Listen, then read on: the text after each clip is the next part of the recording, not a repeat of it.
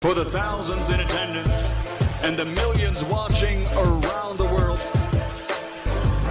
ladies and gentlemen,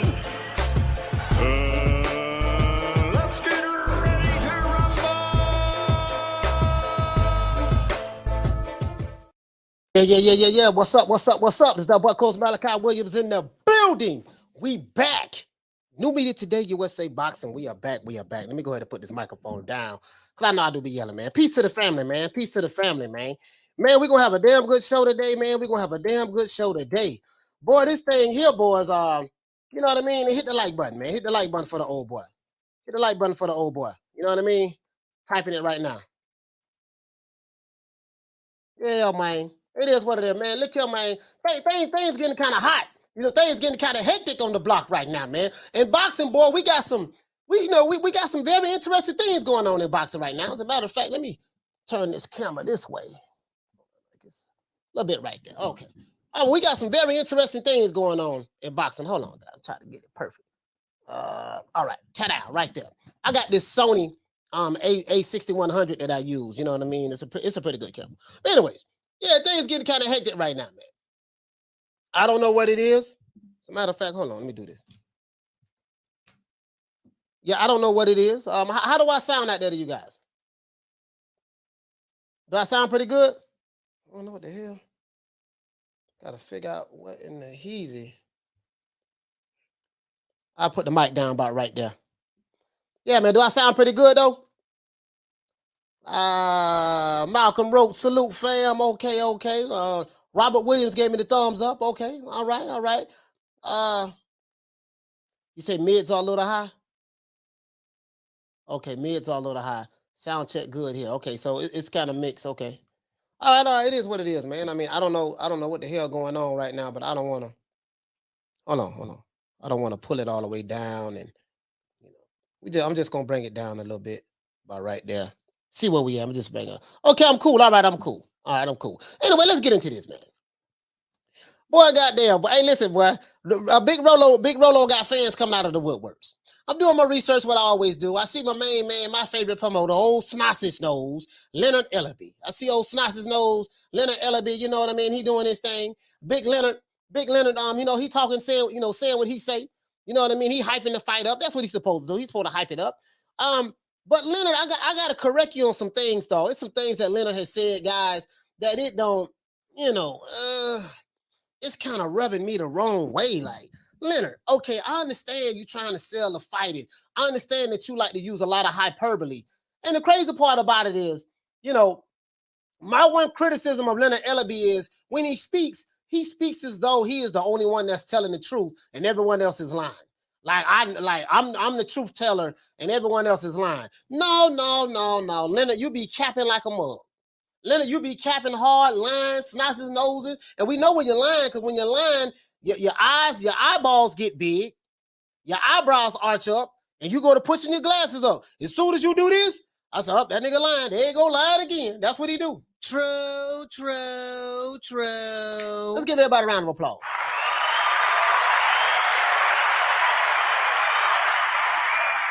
Y'all know I ain't lying. Just watch any interview with Leonard Ellerbe. I don't want no Leonard Ellerbe fans calling in, because I like Leonard. He's my favorite promoter of all time, next to Don King. But I mean, of course I'm being facetious, but just run with it. Because they ain't promote nobody but Tank. I'm like, what track record you have outside of Tank? You know what I mean? He doesn't have any track record. But that's neither here nor there. We're gonna run with the narrative today. But bro, like, let's look at some of this foolishness he said. I want you guys to see this interview. I also checked out the Tank Davis-Romero Romero All Access. I liked it. I liked the energy that Calvin Ford showed in there. I like Tank Davis talking a little bit more. I'm gonna tell you guys something else though that I noticed. Floyd Mayweather wasn't in the All Access neither. He wasn't in the All Access with Tank. Tank, he said Tank is doing this, had his training camp in Miami, in my backyard, right? He said, I didn't take a lot of people in camp with me, just a few people. He's focused. He look like he focused. And this is why I have him stopping Rolo, and in the 7th round. 7 is on my mind. The number 7 is on my mind. You see what I'm saying? Now, Tank Davis and Romero All Access was fired. Ellerbe says that we turn fighters into superstars. I'm dead ass. That's what he said. As a matter of fact, I'm going to read the article to you. I'm going to read the article to you. And he did an interview saying the same shit. Now, as I said before, guys, Tank Davis versus Romero All Access was fire. And it was all hype. That's all it was, all hype. This production was a very good production, and it was created for who? The casuals.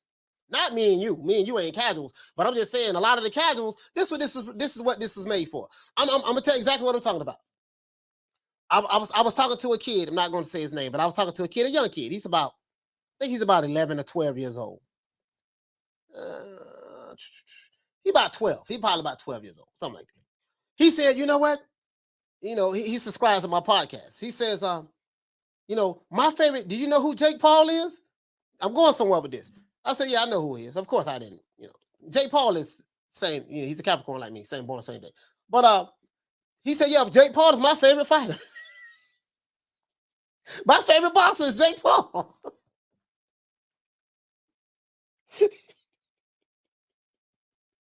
I'm not making this up. He said, my favorite fighter is Jake Paul. He boxed real good. I said, oh, God damn. I didn't, you know what? I didn't get mad at him or none of that. I just, bro, I didn't even say nothing. I was like, you know what, man? That's what it was. I guess that's what it was intended for. It was intended to, he's a little kid. Of course, he's not a part of the paying public, but from a popularity standpoint, in his mind, Jake Paul is that guy. I can't make this shit up. I can't make this shit up. Jake Paul is that guy to him. Where am I going at with this? This is exactly where I'm going at with this. Follow me now. Now, from the editing to the background music to the commentary, it was all designed. We're talking about the All Access by Showtime. It was all designed to convince the casuals that Rolly versus Davis is the biggest fight in the sport of boxing. They got Big Rolo up there with his mom and dad. You know what I mean? And Big Rolo was just clowning, and they playing Connect Four and all this stuff there. It didn't really show much of nothing. They showed Tank training and doing his thing. And anyway, I kind of like the angle how they did it, because it was kind of more like surrounded around Tank, to be honest with you. You see what I'm saying? It was kind of surrounded around Tank, to be honest with you. You see what I'm saying? But this production was for the casuals. I can tell you that right now. You know how I know? Because Leonard Ellerbe said on Twitter, he said, listen, man, boxing, the diehard core boxing fans, there's only a few of them. We not worried about them. We worried about the casuals. So that's how you grow the sport. So what Leonard, his thing is focusing on casuals, meaning people who really don't know too much about boxing, who he can fool. This is a perfect example of how you can fool a casual. Jaime Munguia, a perfect example. 39-0, 31 knockouts. Ooh, damn, boy, he's good. He got 39-0, 31 knockouts. Casuals don't know. We got to look at this dude's resume and see who these guys was he's fighting. Casuals don't know that. Casuals just take things for surface value. They don't know. You don't, like my Aunt May used to tell me, sometimes you don't know what you don't know until you know it. You don't know what you don't know until you know it, right? If you're new to the channel, please subscribe, hit the like button. You don't know what you don't know until you know it. So that's what this is. This production was designed for the casuals, right? Now, at the end of the day, it's legendary. I ain't gonna say legendary, but at the end of the day, it's Leonard Ellerbe's job to sell the fight. I'm hearing this fight might have an upward trajectory of being sold out at the Barclays. If so, so be it. If so, that tells me that you have diehard Tank Davis fans, and I told you guys this before. and this is no disrespect, but I'm just being honest. Tank Davis could be fighting Papa Smurf. I'm not being funny. He can be fighting one of the Island Boys. That might be a poor example because they kind of popular on social media. But just one of those guys, right? We know those guys can't fight. You know, I beat up one of them on Saturday, took his belt. So, took his belt. So I got all the titles in TikTok. But his fans are going to buy his fights to see him fight anybody. I'm saying they will come to the fights. Now, the pay-per-view is something different. We saw with the Aesop Pitbull Cruz, those numbers didn't do well. How we know? Because they didn't release them. And I told you guys, anytime they don't release numbers, it's because, the fights didn't do well. Where the rumor has it, this rumor, they did that, but that's just what it is. But from a gate standpoint, they're going to come see him. Casuals don't understand, hey, man, who you fought matters. If I tell you what, as a matter of fact, I can start right now. I can take, I can fight 20 bombs. I mean, like bombs. From now all the way to the rest of this year. Island Boy level caliber fighters. Pay some money to the sanctioning bodies, because that's how this works. To get me put in the rankings. Yeah, man, put me in. How much it's gonna cost to get me in the top 10? Yeah, baby boy, before you get the top 10 spot, it's gonna cost you about 10 stacks, 20 stacks, whatever. However them promoters do it. Here you go, baby boy. Take this here, man. Put my main man in the top. I can get in the top 10 right now. 20-0, 25 knockouts. I know what you're saying, Coach. If you only had 20 fights, how can you be 20-0 with 25 knockouts? I can do that. Don't worry about that. Because a couple of those guys, I knocked out twice. I hit him one time, hit him so hard, I knocked him out. The fight was over. He woke back up, and he went back to sleep again. That counts for 2 knockouts. 1 fight. You feel me? All right, here we go. Now, at the end of the day, it's Leonard Ellerbe's job to convince the public to buy this fight. His job is to sell the fight, right? But it's my job to do what? Point out the bullshit. That's my job. My job is to point out the bullshit. In a recent interview with the boxing scene, Leonard Ellerbe was in his delusional world, again, talking his delusional bull about other fighters at the 135-pound division, like Devin Haney and George Kambosos. I said, okay, this is very interesting. Here's what he said, and I'm going to show you guys the article. I'm not making this up. Ellerbe said that he has nothing against other title holders in the lightweight division, in Gervonta Tank Davis's division. He said, I have nothing against those guys. And he commended them for chasing titles and compiling achievements. I want you to hear this very well. Ellerbe said that he has nothing against the other title holders in the 135-pound division with Tank Davis, and he commended them for chasing titles and compiling achievements. But Ellerbe also made it clear that from a bottom line standpoint, and when he say bottom line, he's talking about money. From a bottom line perspective, having titles does not necessarily increase your, he said, your Q score or bankability. And to tell you where he's going at with this, I already know where he's going at with this. Tank, not Tank, but Leonard Ellerbe like to say, Tank Davis is a cash cow. Listen, Anthony Joshua is a cash cow. Canelo Alvarez is a cash cow. What do I mean by that? When people fight them, they make life-changing money. Andrew Ruiz has not been motivated to fight anymore ever since he lost to Anthony Joshua a couple years ago, right? In a rematch, 2-3 years ago, something like 3 years ago. He beat him the first time, came back, got the bag the second time. He beat him the first time, came back and got the bag the second time in a losing effort, and he made some good money in the first fight too. And then he just chilled out. You didn't see him no more until he fought Chris Arreola. Not Chris Arreola. Was it Chris Arreola? Yeah, Chris Arreola. Until he fought him again. He living off of that life-changing money. If a fighter, and of course you're saying you got to be box office and sell this and sell that. Listen, but if the fighter is not making life-changing money fighting your fighter, I would think that would have to be part of the cash cow equation. Yeah, he's selling tickets and stuff like that at the gate. And of course, your pay-per-views got to be on point, which his last one wasn't on point. But prior to that, it was okay. And then what these promoters look at, I told you guys, they look at how much we're investing versus what our return is. If I can pay this fighter, and this is the model. What we're gonna do, baby boy, we're gonna pay you $1 million up front. We're gonna give you the meal up front. And you're gonna get the other $3 million on the back end. Now we're gonna pay you a $500,000 up front. And we're gonna let you get 60% of the pay-per-view, and you're gonna get 40%. Now, 60%, 40% of what's left after the promoters, the networks recoup their money with a profit. That's the key word. After they recoup their money with a profit, you're going to get 60% of that. So if you got $1,000 left over, you're going to get 60% of that 1,000, and he's going to get 40%. Doesn't necessarily mean you're going to make millions on the back end. This is why Canelo said, look here, man, I got to have $45 million up front, man. Or $40 million up front, guaranteed for me to even fight Caleb Plant. Because they tried to come at Canelo with the old back end business. Look, Canelo, check this out, baby boy. We only pay our fighters $1.5 million, no more than $2 million up front. $2 million is a lot. We really don't do that. But $1.5 million up front, and you can get the other $38.5 million on the back end. Canelo like, no, puto, no, we ain't doing that. You're gonna get me up front. I need me. I gotta get me. This is an old Florida saying that we used to say.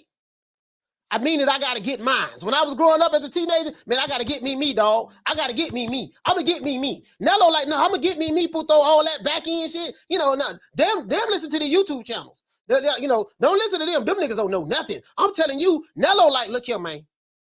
I got to get mine up front.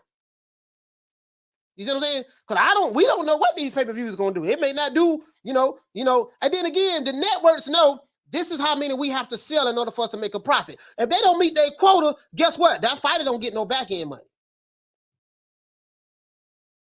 If they say we got to sell at least 2 million pay-per-view buys, or at least, at least 500,000 pay-per-view buys for us to be happy and satisfied for us to make our profits. This is why these networks and some of these promotional companies, they do what? They like to pay fighters low money. I'm gonna give you a couple of dollars up front. You can get the rest on the back end, because they don't. It's not such of a bigger risk if I don't have a lot of money that's being put out that's guaranteed. You see what I'm saying? I don't gave this dude 40 million. God damn, guaranteed. And this dude want 10 million guaranteed. Damn, that's 50 million. We got a whole lot. So how many we need to sell in order for us to break even? That got to be met first. And then everything else is profit, ice cream, and then we'll give them whatever left over. You see what I'm saying? So that's why it's important for us to always pay these guys small amounts of money guaranteed. And hope we can sell good on the pay-per-view. That's how that works, right? Now, but Ellerbe also made it clear that from a bottom line perspective, having titles does not necessarily increase your score or bankability. Moreover, Ellerbe noted that what is often deemed as a big fight by us boxing fans, by the peanut gallery on social media, is rarely the case in reality.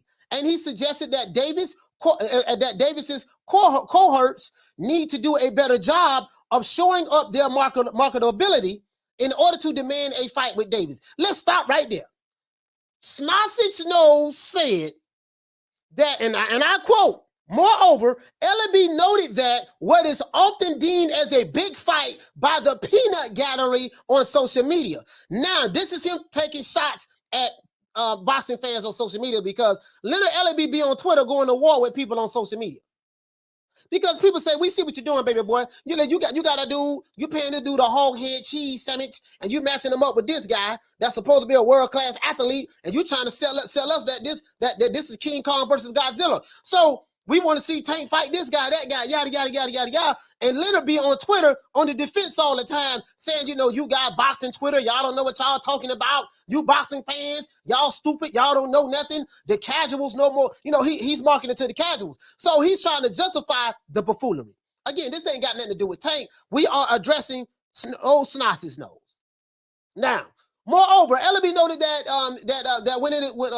Ellerbe noted that what is often deemed as a big fight, Tank versus Devin Haney will be a big fight. Tank versus Lomachenko will be a big fight.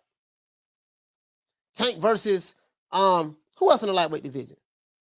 Any of the other guys is in the lightweight division, that's the top names, it'll be a big fight. So what Leonard is saying is what's deemed as a big fight by the people in the peanut gallery. You see what I'm saying? He say it's rarely the case in reality. And he suggested that Tank Davis's cohorts, what they need to do a better job of shoring up their marketability in order to demand a fight with Davis. I guess similar to what Romero has done. So Leonard said that's a good thing. Ellerbe said of the titles trying to unify. The title is trying to unify. He said they have to do what they have to do in order to build their fan base. He said, and that's a good thing. He said, you want to be able to bring something to the table. You don't want to just say, I want to fight you because my name is this. This is what Leonard is saying. He say fights that people think are big fights, they really aren't that big. So he's telling me and you, we don't know what the hell we talking about. Oh, Tank versus Haney or George Kambosos or Lomachenko, those ain't no big fights. But boy, that got this one with Romero, this is going to be a hit. This is a big one. This is what he's saying, right? He's basically pissing on your leg and telling you it's raining. He's basically defecating on your plate and saying it's meatloaf. And better yet, he's saying it's filet mignon because you put A1 steak sauce on it, right? Now, this is what he said, right? He say fights that the people think are really big, really aren't that big. He said, what is the definition of big? He asks us a question, right? He said, what are we going to do? Sell out in an arena. He said, we're going to sell out in an arena. He said, have we had any problems selling out arenas in the past? No. This is what he said, right? Even though you didn't sell out your last fight, but that's okay. That's neither here nor there. Because you had the top part of the arena curtain off. This is facts. I have actual pictures, but that's neither here nor there. Right? Now, he said that I like to see some of these guys build their profiles to make the people interested. Guess what? People are going to pay.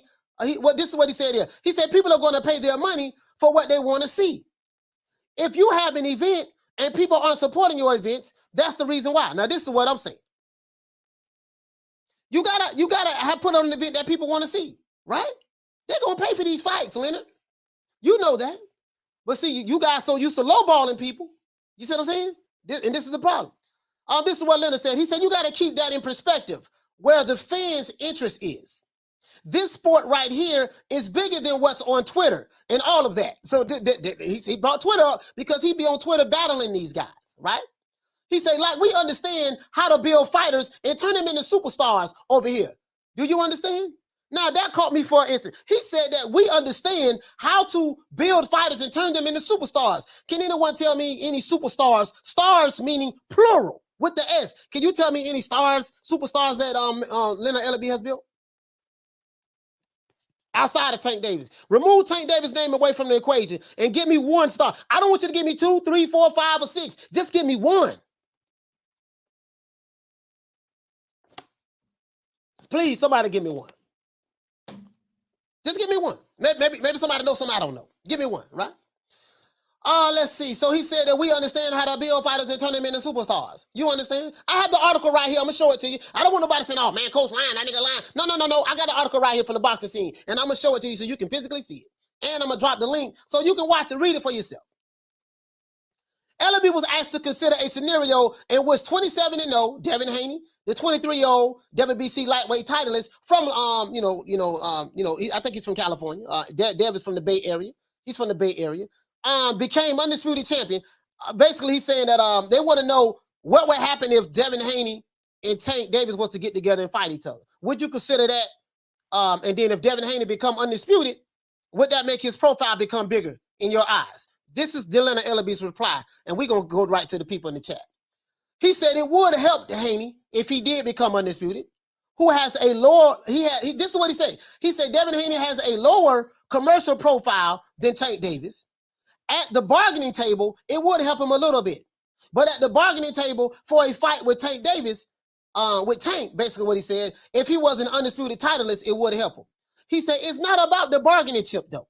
It's not about if Devin Haney become undisputed or not. That has nothing to do with it. This is what Ellerbe said. He said it's not even about that. He said in reference to the titles. He said, of course, having belts, that is a good thing. That's a real good thing. He's a real good fighter. He can't beat Tank Davis, though. This is what he said. But he's a real good fighter. He said, but I wouldn't give a ish about if Devin Haney or any of these fighters had 49 belts. He still can't beat Tank. This is what he said. So the question I have is this. The only way we're going to know that, they're going to have to fight each other. But we're going to talk about that on another show. How do you guys feel about what Leonard said in this interview with the boxing scene? Let's talk about it. And as a matter of fact, let me go ahead and drop this link. Because I don't want nobody thinking that I'm capping. This is what Snazzy's Gold said. Can't make this shit up. Leonard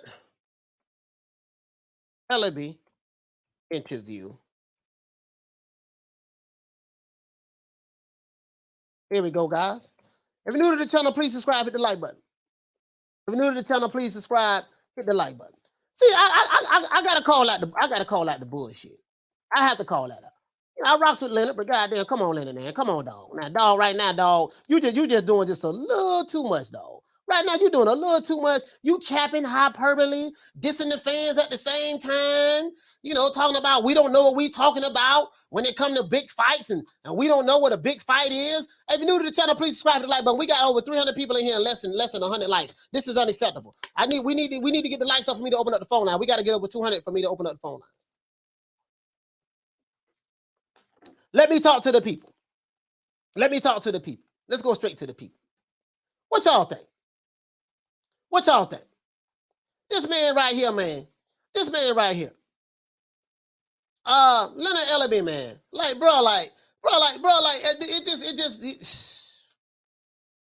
We build stars. Have anybody thought of a star that he built? Anybody? Do you guys feel that Leonard has a valid point? Hey, man, listen, man, we automatically know what the outcome of the fight going to be before they even fight. So Devin Haney, you know, he can't beat Tank. Okay, that's fine. If you feel that way, Leonard, that's fine. But forget all of that. He's just downing everybody else in the division.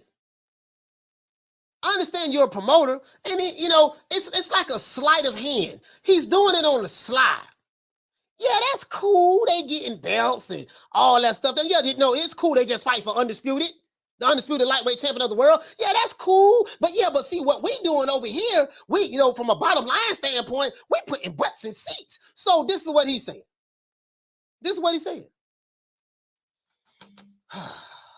And this is the problem. Leonard Ellerbe is the type of promoter and this is why I say Tank Davis got to get the hell away from Floyd and Leonard.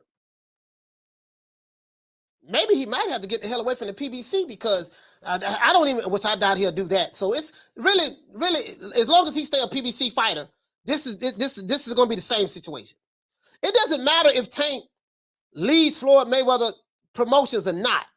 As long as he's the PBC fighter, it's going to be the same situation. He's not going to get any big fights. And hold on. He's not going to get any of those fights. He can forget that. Shout out to Roshiki. Shout out to Roshiki. Hey, okay. For dropping that half for bam, dub on your boy. Hey, Leroy. Super chat received. Playtime's over, boy. He said the biggest fight for Tank right now is Cruz. Run it back. Yeah, you know what? Roshiki, we might see that fight again. But Tank said hell no. Tank said hell no to the rematch of that. But we might see that fight again.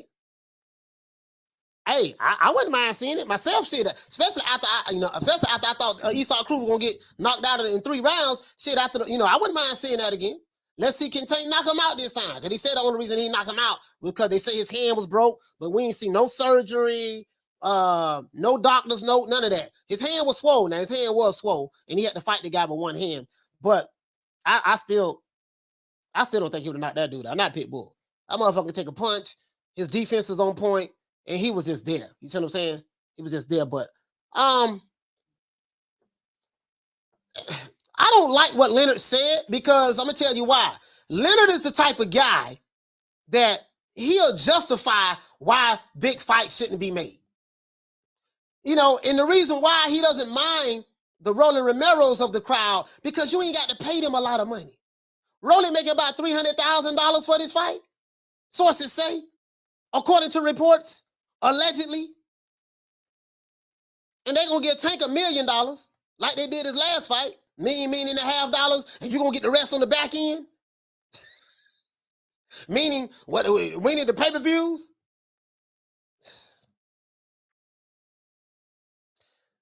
Leonard is the problem, dog. Like, this dude is the problem. As long as you have a promoter like a Leonard Ellerbe in the mix, you ain't gonna never see the top fights. Not with Tank Davis. You ain't gonna see that. And so this is why I'm kind of glad that once Tank Davis' contract is up, we're gonna see what he's gonna do. We're gonna see what he's gonna do. Because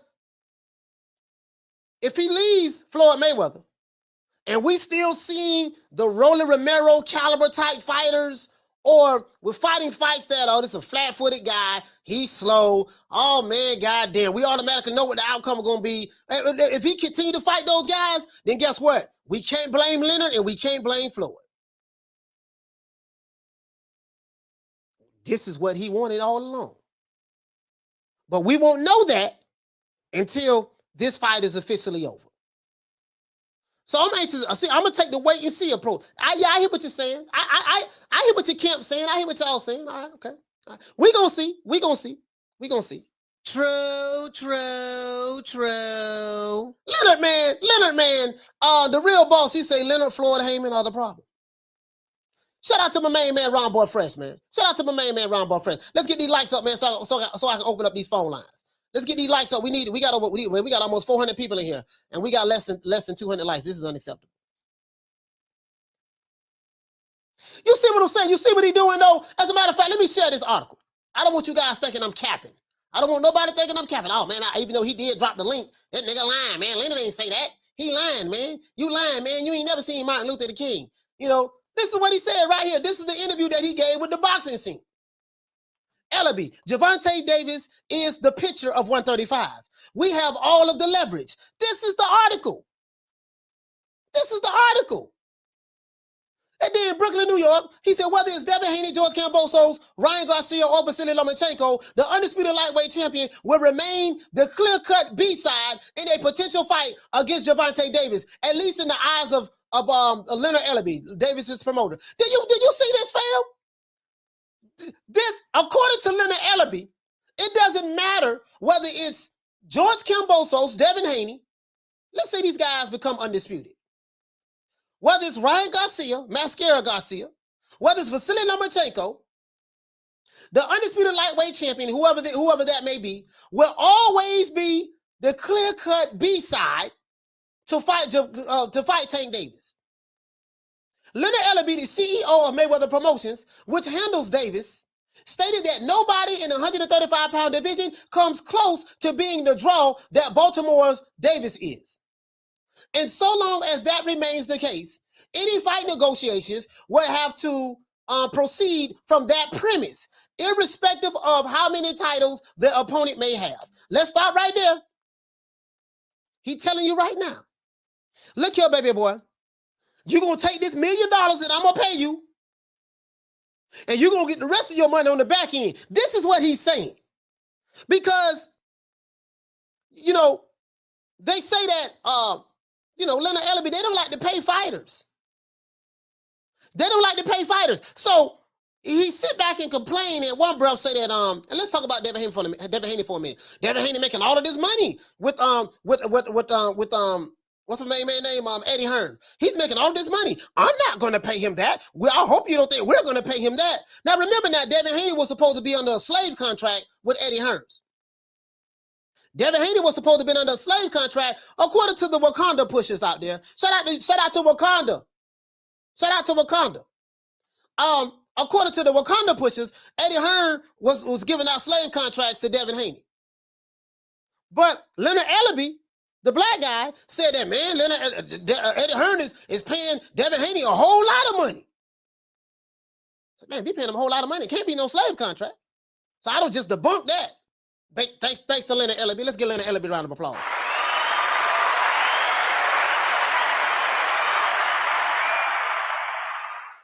So Leonard is saying, look here, man, I ain't paying you what Eddie Hearn paying you. You got to be realistic. This is what he's saying. I see the super chat. I'm going to get to the super chat right now. Hold on. Pull up the super chat right quick. I got you, fam. I got you. So this is according to Leonard Ellerbe. This is according to Leonard Ellerbe. Leonard Ellerbe says that Tank Davis, he said that Tank Davis is the picture when asked about Davis, right? And Tank Davis, as you know, he holds the secondary regular WBA title. As you saw the video, the premiere video I dropped today, a brother said that all Tank Davis, he's the king of Reggie belts. A brother from B-More said this, not Coach Malachi Williams. A brother from Baltimore said this. Don't get mad at me. You heard the call. I'm going to drop that video today too so you guys can see it. Drop that link so you guys can get it.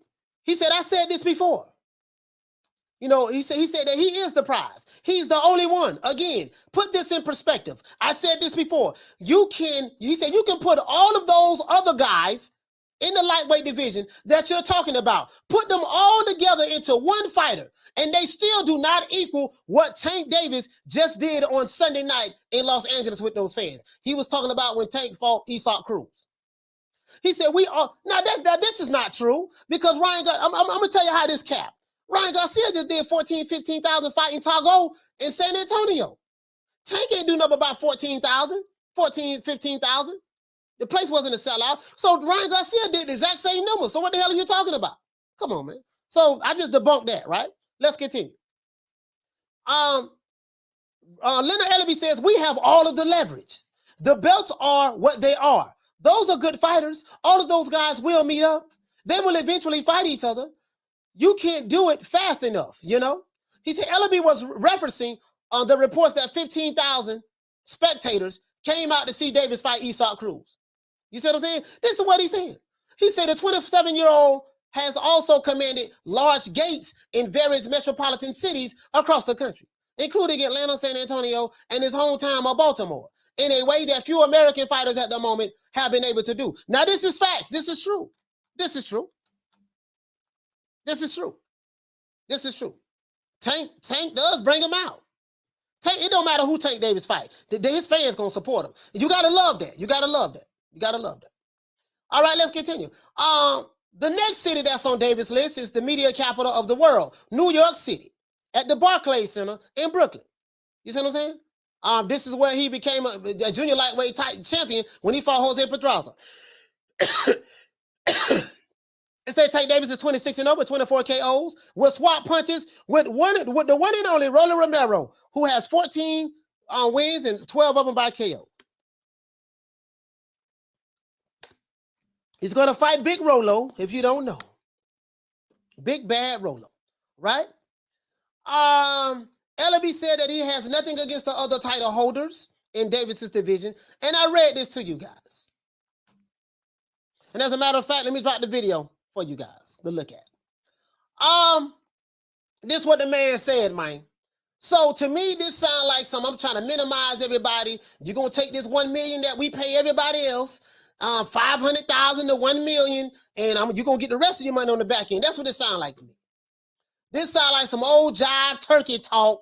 You know what I mean? And I just got to call it the way I see it, dog. Just got to call it the way I see it. It's all buffoonery.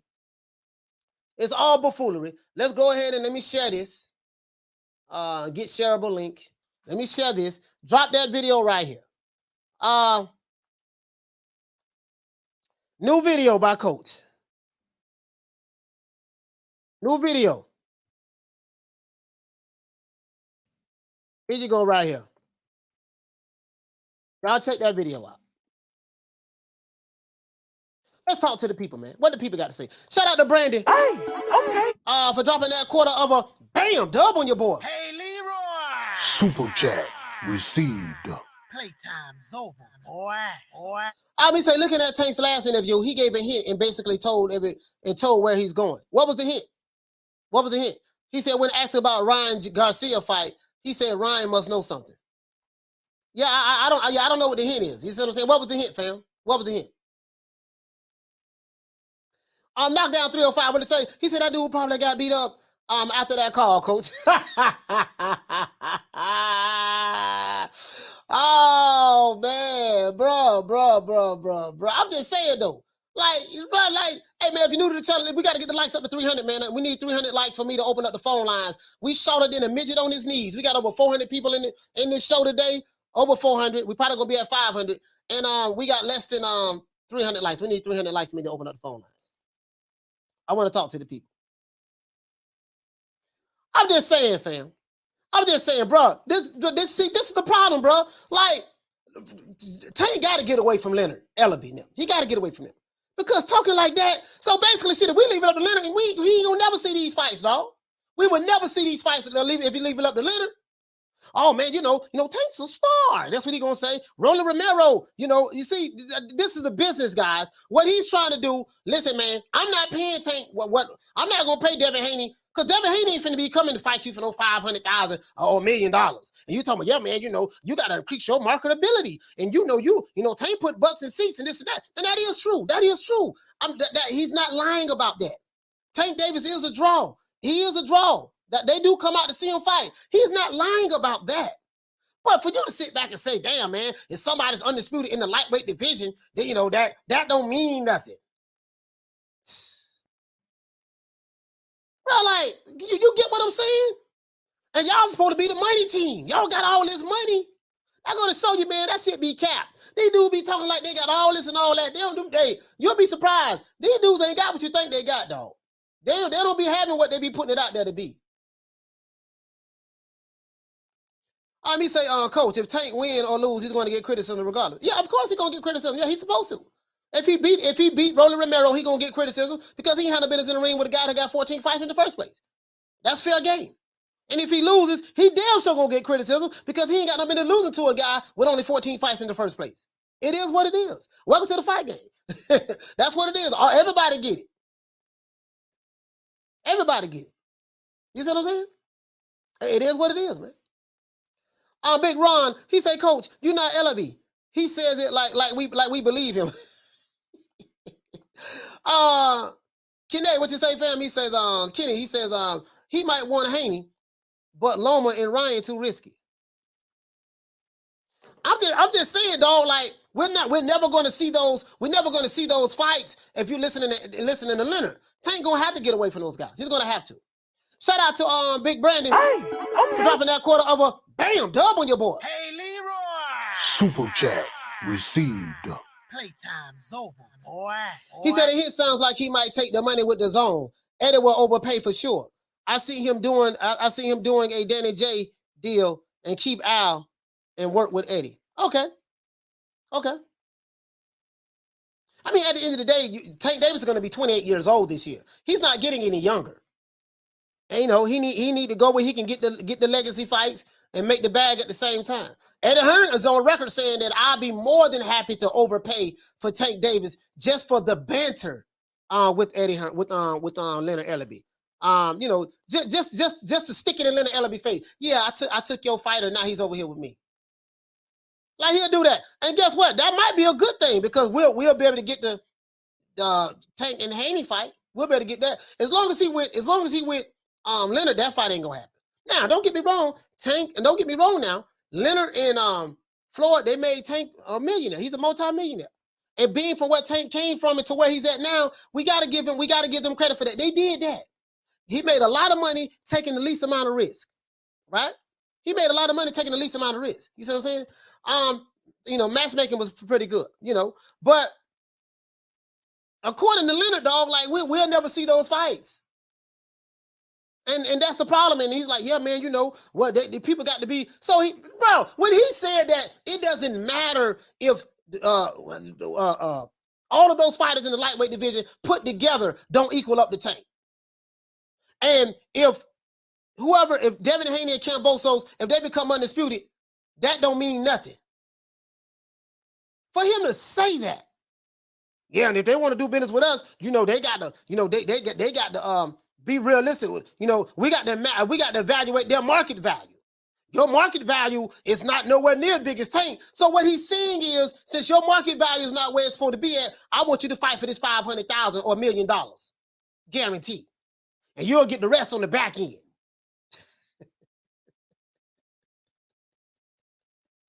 I got there, Leonard, dog. Leonard. Shout out to the Queen of Green House. She said, "Oh my God, Leonard acted like he wants mash up Eddie." That damn Leonard Ellerbe, dog, bro. And we got a long way to go, but we need 300 likes. We got 179 likes. We need 300 likes for me to open up the phone lines. Shout out to Reggie Owens in the building. Shout out to Reggie Owens in the building. You get what I'm saying, though? Big Carl Hands, he said, make that make sense, Coach. Make that make sense. Make it make sense, dog. Like, make it make sense to me. Leonard, you telling me that, listen, I understand you're promoting, your job is to promote the fighter. There's nothing wrong with that. But for you just to belittle everyone else, say, yeah, their accomplishments is cool, but these guys, bro, I'm telling you what the play is. They don't pay fighters. Like, when you tell me a fighter is a cash cow, Caleb Plant made life-changing money fighting Canelo Alvarez. Billy Joe Saunders made life-changing money fighting Canelo Alvarez. That's a cash cow. That's life-changing money because this guy is a draw like that. When you fight Anthony Joshua, fighters make life-changing money fighting Anthony Joshua. They're selling out football stadiums. Those are cash cows. Don't tell me Tank is a draw. You're right about that, Leonard. But don't tell me that ain't nobody, he the cash cow. Ain't nobody making life-changing money fighting him. Shit, Mario Barrios got to fight 10 more years for him to maybe retire. Pitbull got paid what, $300,000? And a pack of Annihilators and a 12-pack of Coronas? And what y'all paying Roller? I'm pretty sure Roller getting about $200,000-$300,000? Roller, this is what we gonna do, baby boy. We're gonna give you $200,000-$300,000. We're gonna give you this Connect 4 game, right? Listen, man, we gonna buy you some more followers on Instagram. Get your pack of Annihilators. Here goes some Hubba Bubba, 2 frozen cups, pick up pig feet, hog head cheese sandwich, and have a nice day. This is what they doing, dog. This is what they doing. Them dudes ain't making no killing like that over there. So what Leonard is trying to do is he trying to minimize anyone else that may be deemed as a threat. So if a fight does get made in the future, if Tank decides to stay, we can justify lowballing these guys. Get you a couple dollars. No, man. That's what he doing, dog. That's what he doing. I know what I'm talking about. I know what I'm talking about. That's what Leonard doing, dog. That's what Leonard doing. He ain't paying. Hey, Rez, I'm dead ass serious, dog. I'm dead serious, dog. I'm telling what they doing, dog. Tell him what they doing now. Tell him what they doing. This is why Leonard is saying, man, I'm not gonna pay Devin Haney that kind of money. But I thought y'all was the money team. Y'all the money team, right? Yeah, but shit, that shit. Last time I checked, y'all was the money team. And then you gonna say, well, Devin Haney got a slave contract with the zone. Well, how he got a slave contract in one breath, but then you're mad and upset saying, man, I ain't gonna pay him that kind of money. Eddie Hearn's paying him a whole lot of money. It seemed to me that Eddie's the one paying. You get what I'm saying? Like, come on, dog. Make it make sense, dog. Make it make sense. I ain't got but a GED. I ain't got but a GED, dog. I'm not the brightest light bulb in the ceiling, and I'm not the sharpest butter knife in the kitchen. But come on, dog. Listen, like, Devin Haney got a slave contract in one breath, but then you're saying, oh, man, goddamn, man, he making a whole lot of money. I ain't paying him that kind of money. He ain't no draw like that. He ain't nowhere near bigger than Tank. So now you're minimizing him. And then you say, well, it don't matter if he become undisputed or whoever. You can put all those fights. You can put Lomachenko, Devin Haney, Ryan Garcia, and George Kambosos. You can wrap them up all into one fighter. They still ain't gonna be big. Know what big is Tank. This is what he said. I dropped it on the article, and I read it to you. I ain't making this up. This ain't no cap. Come on, man, bruh. You see what I'm saying? Like, make this shit make sense, dog. Make it make sense, dog. He said all of those opponents got fans thinking Tank's scared. But what's the reaction when Keith gets announced? Good fight. Or Keith too old? Man, I don't know, man. I don't know, man. I don't know. All I'm saying, man, I just gotta address the bullshit that Leonard Ellerbe talking, dog. I just gotta address that, dog. Like, Leonard, man, come on, man. Come on, man. And I don't want to hear oh, man, you talking bad about the black man. All you fake outrage niggas. I don't want to hear none of that shit. Listen, I'm just saying, dog, like, bro, this ain't even an attack. Like, I'm making logical sense right now. I have a master's degree in common sense. I understand language very well.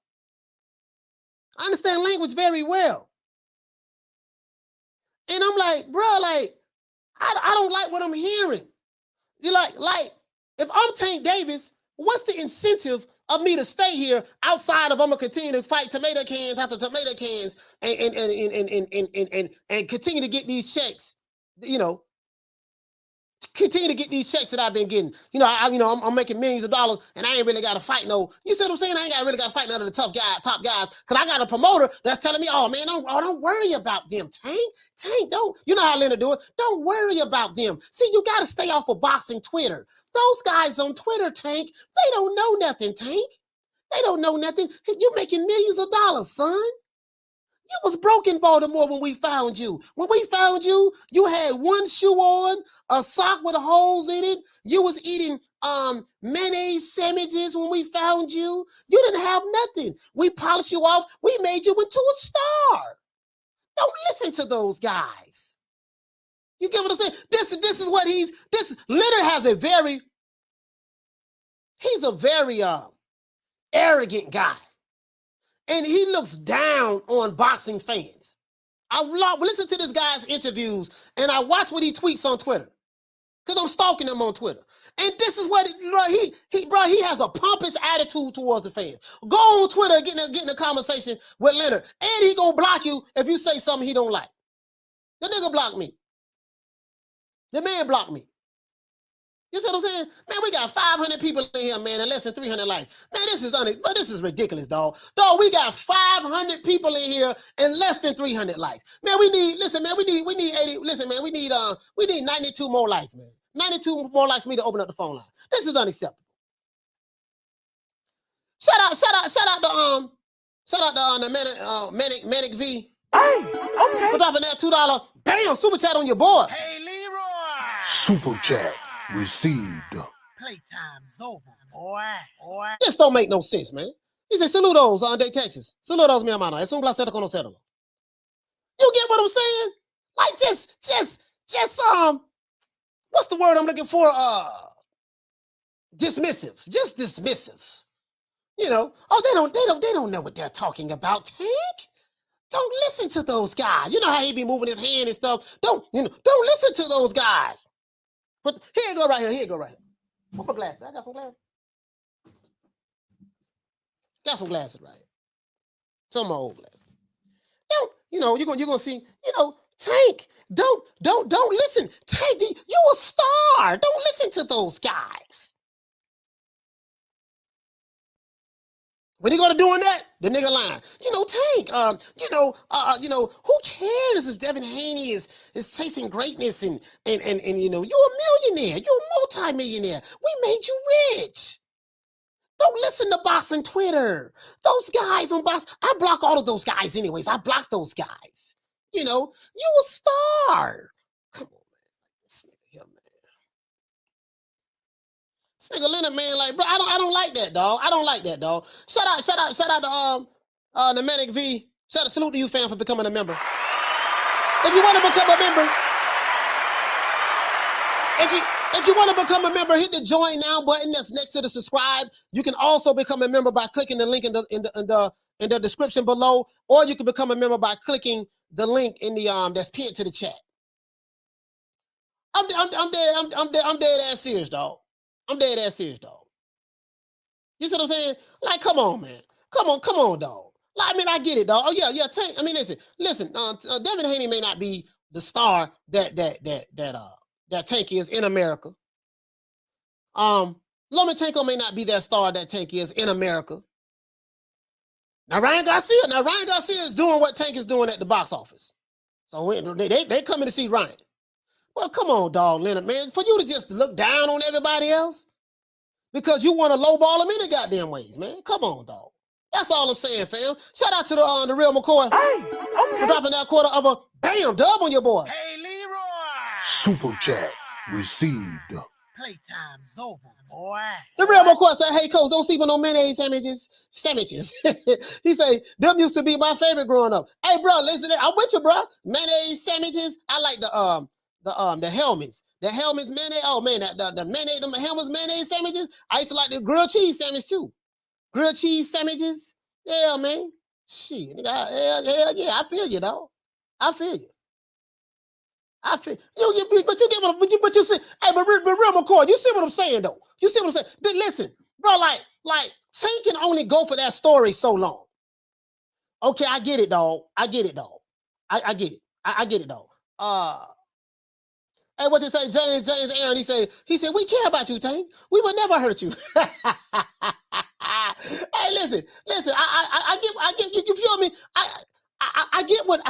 get. I'm picking up what Leonard is putting down. All I'm saying is this here. At some point in time, and that's probably why we haven't seen Tank on this press, on this press run right now. I think he's probably gonna be on it this week to meet his obligations. He's been training, taking it serious in Miami. Him and Calvin Ford and them boys. But anyways, it's that story only worked so long. Yeah, dog, when I met you, you ain't have nothing. You was eating a half a whole head cheese sandwich. You grew up in a neighborhood that was rat infested in Baltimore. You had on a half a pair of pants when we met you. 3/4 of a t-shirt when we met you, and we made you rich. So that is true. You did all of that, right? But now that Tank is rich, he got his money, and I don't know what his net worth is, nothing like that. But now at some point in time, okay, I gotta start taking control of my career. Like you get what I'm saying? Like, come on, man. Shout out to West Side. Hey, okay. Dropping that quarter of a bam dub on your boy. Hey, Leroy. Super chat received. Playtime's over, boy. Say, Tank, when we found you, we used to eat, you said you used to eat Captain Crunch with hot sauce. Hey, say, anytime you see somebody doing that, they're making an emotional plea to you. Yeah, man, baby boy, shit, when you met me, bro, look at you. Hey, that's the old Don King playbook. Look, baby boy, you was broke when you met me. Now look at you. You riding a Rolls Royce now. Don't you live in a big house right now? Don't you got that big house on the hill? Yeah, baby boy, he told Larry Holmes that. Larry like, no, man, Don, goddamn, man, you robbing me out of millions, dog. Yeah, I got a Rolls Royce in a nice house, but dog, I'm supposed to have 3 Rolls Royces and 3 nice houses. You got your son Carl hitting me for 50% for management fees. 50% of my purse go to Carl. Go to your son Carl King. Like, listen, whatever I make 50 go to him for him being my manager, and the other 33% go to you for being a promoter. Y'all taking 88% of what I made off the top? Come on, man. This what they do. Before you met me, you was shooting better than a broke dick dog. Before you met me, you couldn't spell Mercedes-Benz. Before you met me, the closest thing to designer clothes that you got was reading an old Source magazine when you saw a Bentley Farnsworth in there. P. Diddy, you used to fantasize, dream about getting paid before you met me. You see what I'm saying? Now, no more rats, no more roaches. We made you into a star. You see what I'm saying? No more mayonnaise sandwiches. No more hog head cheese sandwiches. Look what we did for you. Don't be listening to those dudes, Tank. You making millions and you selling out arenas. Your fans don't even want you to fight nobody tough. Why fight tough people? They don't want you to fight nobody tough, Tank. You packing venues, fighting Aesop Cruz and Rolly Romero's. They good with it, baby boy. Why fight these other dudes? We ain't got no money to be paying them like that. Hey, I thought y'all was the money team. They ain't gonna make they got to be realistic. Unless y'all ain't got the type of money that you've been capping for, Leonard. Maybe that's it. Maybe that's it. That's all I'm saying, though. That's all I'm saying. That's what they do. When they're going to tell you what they did for you, and when they're going to reminding you, yeah, baby boy, hey, we need 46 more likes for me to open up the phone lines. 46 more likes. Yeah, baby boy, see, you was shooting better than the broke dick dog, but when you bet me, but now look at you, baby boy. Now look at you. When you bet me, you was eating cereal with water in it because you couldn't even afford milk. Like me, when we ran out of milk, we used to use the canned milk, the Carnation's milk. We'll pour a little bit of the Carnation in there and we'll mix it with water and stretch it out. We used to get the great Carnation milk. The struggle was real back then.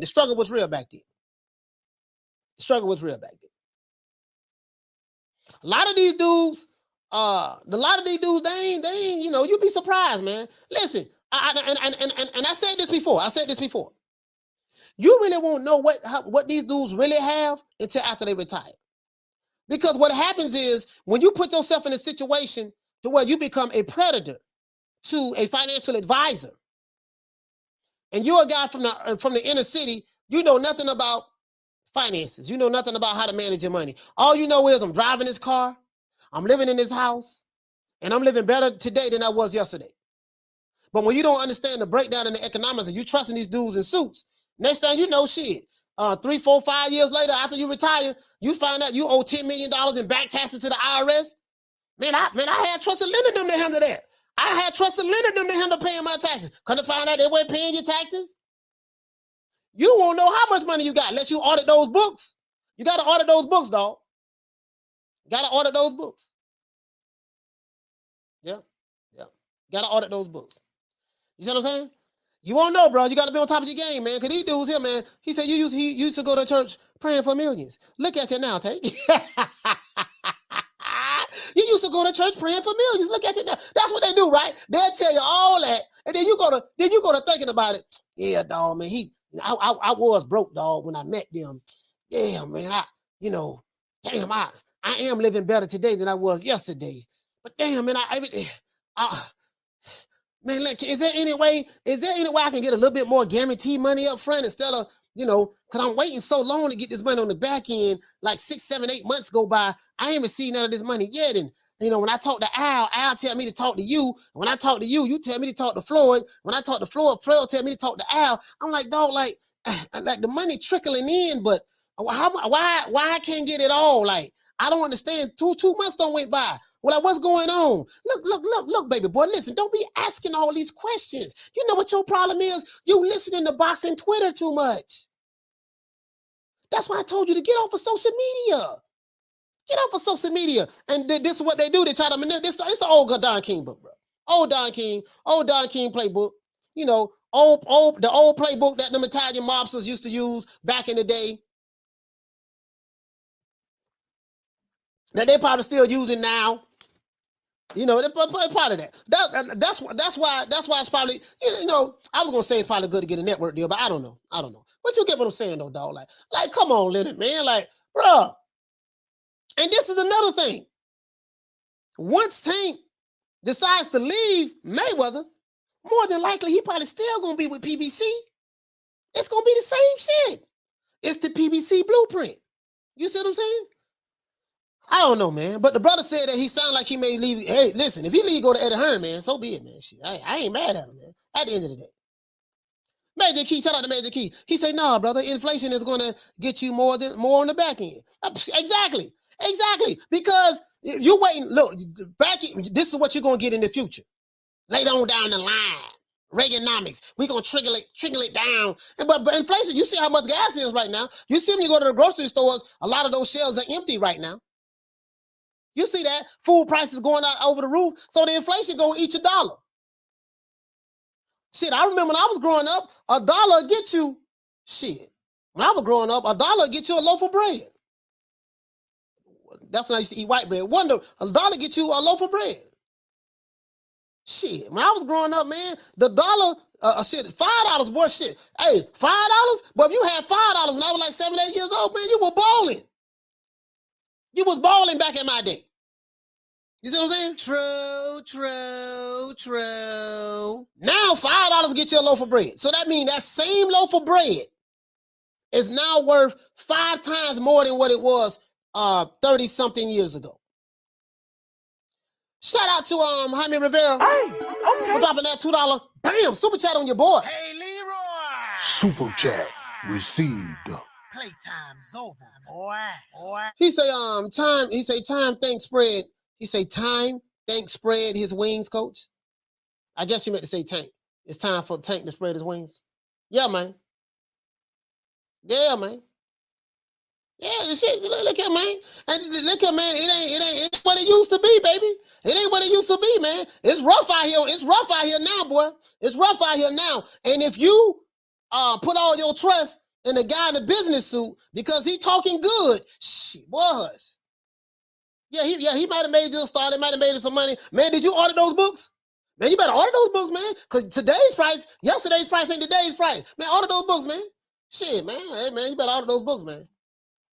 Yeah, man, order those books, man. It ain't, bro. It ain't no telling what's going on. But I just, you know, I just don't get like when what's the main man when Leonard is talking all of this stuff about, well, he's trying to justify lowballing these guys, dog. He's trying to justify lowballing these guys. That's all he doing. That's all he doing. Talking a whole lot of jibber jabber. He ain't saying nothing. Tank gonna fight Romero, a guy who doesn't have really a hell of an amateur background. Started boxing at 17, 18 years old, and he only has 14 professional fights. And that place going to be sold out. So Leonard is doing a damn good job. But it's the jibber jabber.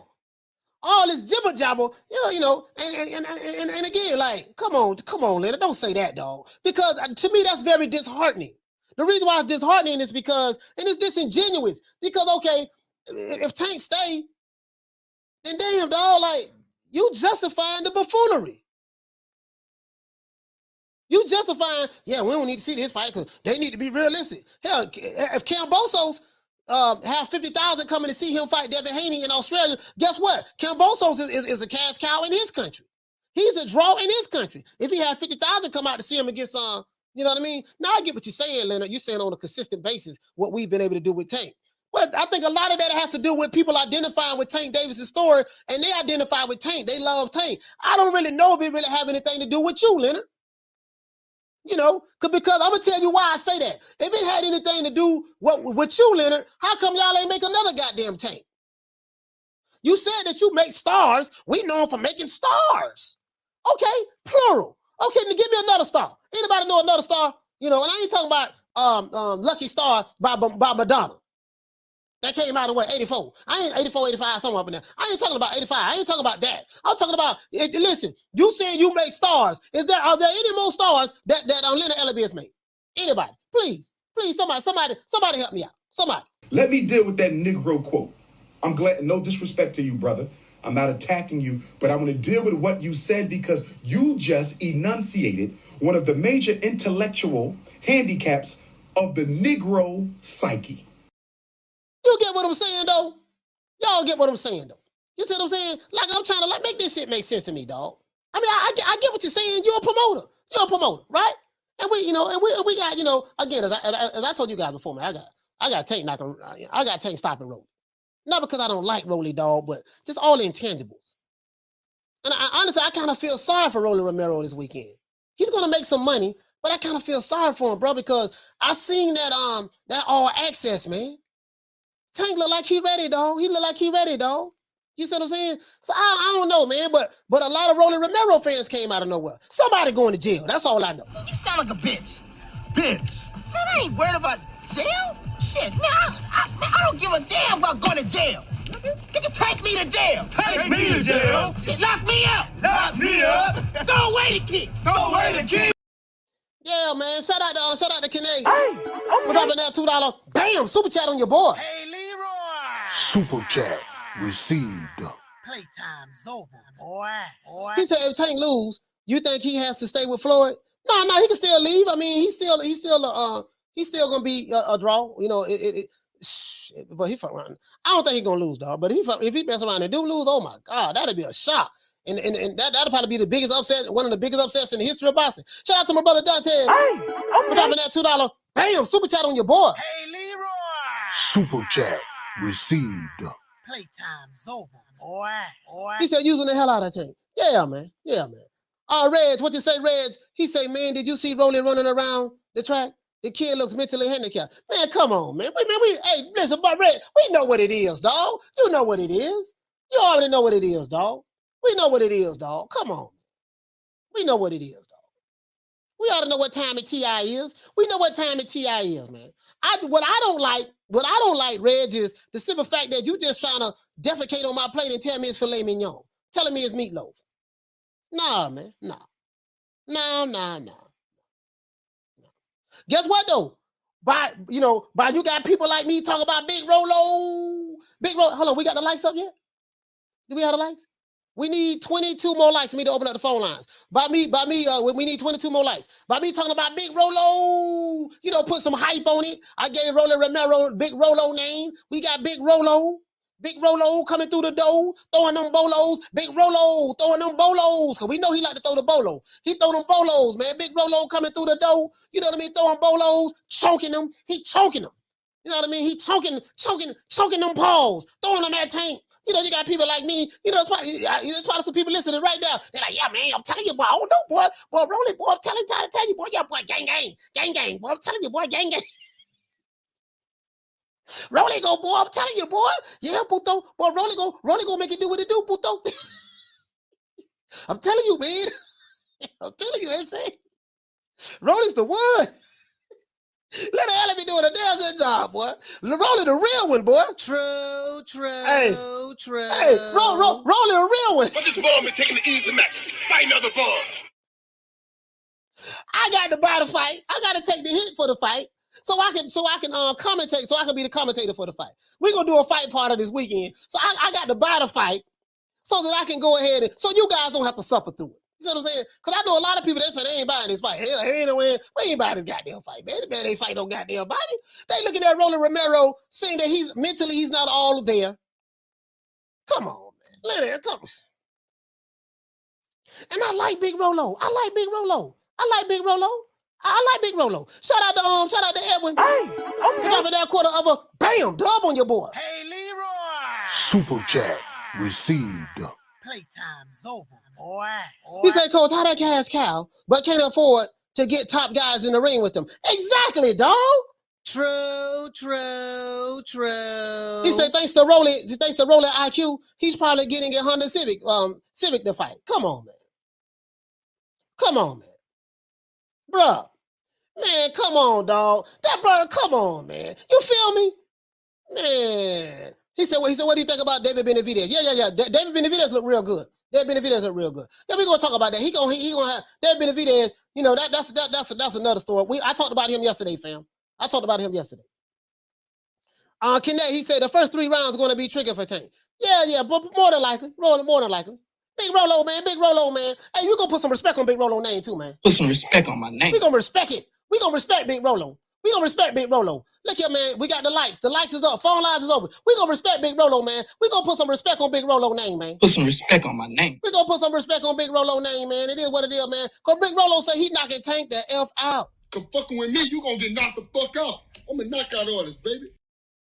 Phone lines is open, man. 530-494-9636. 530-494-9636. UK calls 4420-3769-8745. It is what it is. Let's make it do what it do, man. Yo, you guys talk to me. I want to talk to the people, man. You guys tell me what you think about this Leonard Ellerbe, man.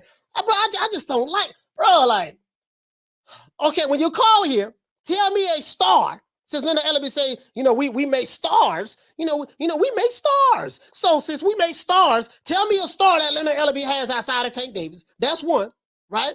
And 2, how do you feel about my assessment? I'm telling you what the lick read. We like to pay people a couple dollars, pack of 9-laters, 2 frozen cups, you know what I mean? Pack of lemon heads, $50, put it in the bank, and you're gonna get the rest of the money on the back end. What you think about that? Because he wants to justify lowballing anyone else that may be a top star in the lightweight division.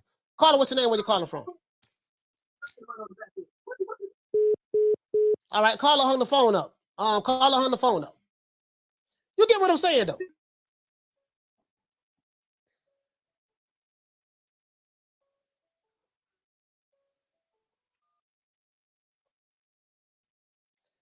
Caller, what's your name? Where you calling from? Oh, you hear me? Yeah, I can hear you. What's your name? Where you calling from? Chris from New York. All right, Chris from New York. Talk to me, fam. What you want to talk about? All right, so, since you brought up Leonard Ellerbe, I remembered, and you brought up the interview, I remember that shit when Leonard Ellerbe was talking about, Tank fans in general. And I was like, when I was hearing that, I was like, damn, this is actually disrespectful, because I know he's not talking to boxing fans. Like, he's literally talking to Tank supporters. Mm-hmm. And what he said was basically, y'all don't know nothing about boxing. Y'all don't know what the belt he's fighting for is. Y'all don't know the opponent he's fighting for. Y'all probably don't even know the weight that he's even fighting at right now. Mm. But y'all will pay for it because we put Tank's name on something. Yeah. And even though I was like, damn, that's disrespectful, I was like, yo, he's not even wrong, though. That's exactly what you guys just did. Bruh. Like, you literally paid for a fight that you didn't know anything about. Like, I don't understand doing that. Listen, Leonard, as a matter of fact, bro, I have the receipts. Leonard, bro, I'm glad you said. I'm going to pull that up. Hey, listen, man, Chris, anything else you want to say, my brother? Yeah. About the competition thing, well, actually, no. Yeah, about that. Because, you know, I think a lot of people think that, oh, you know, he going to leave Mayweather promotion and he going to fight better competition, right? Mm-hmm. But that, I don't understand why, because I remember he went into an interview recently, or maybe it was a month ago or something, where the guys literally went out and they said, yo, when have you really gone into these offices and told Floyd, yo, I want these guys bad. Like, I want to fight these guys. He said he never did it. He never did it. That was on so I'm like, Gilly the Kid podcast. Why that going to change?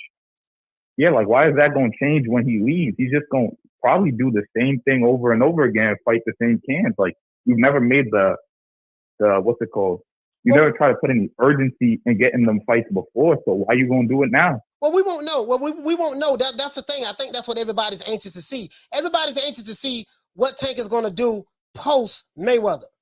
Leonard Ellerbe. People want to see that. So I'm going to give him the benefit of the doubt and see. But if he's making millions of dollars like Leonard Ellerbe is saying he's making, that's what he say, doing it the way he's been doing it, then I don't see no need in even leaving him. Just stay there and continue to fight Romero level type competition and get your money. Just continue to do that. You see what I'm saying? You know, that mean, you know, so, but yeah, man, shout out to you, fam. Shout out to Chris, man. Shout out to you, fam. Calling from New York. Man. Yeah. But we're gonna see. We're gonna see. I'm trying to find this interview right here, guys. I want you guys to see this interview. Right here, man. Because Leonard broke it down like a 57-7, man. He was like, look here, man. You know, shit, you know, he disrespect boxing fans all the time on Twitter. But I BS you not, bro. Like, listen, Leonard disrespect the boxing fans all the time. He say we stupid, or they don't really know nothing about the sport of boxing. They gonna buy the fights anyways. Rolly, we made him into a star. I'm like, okay, Leonard, I really don't see nothing. You know, you say you made Tank into a star.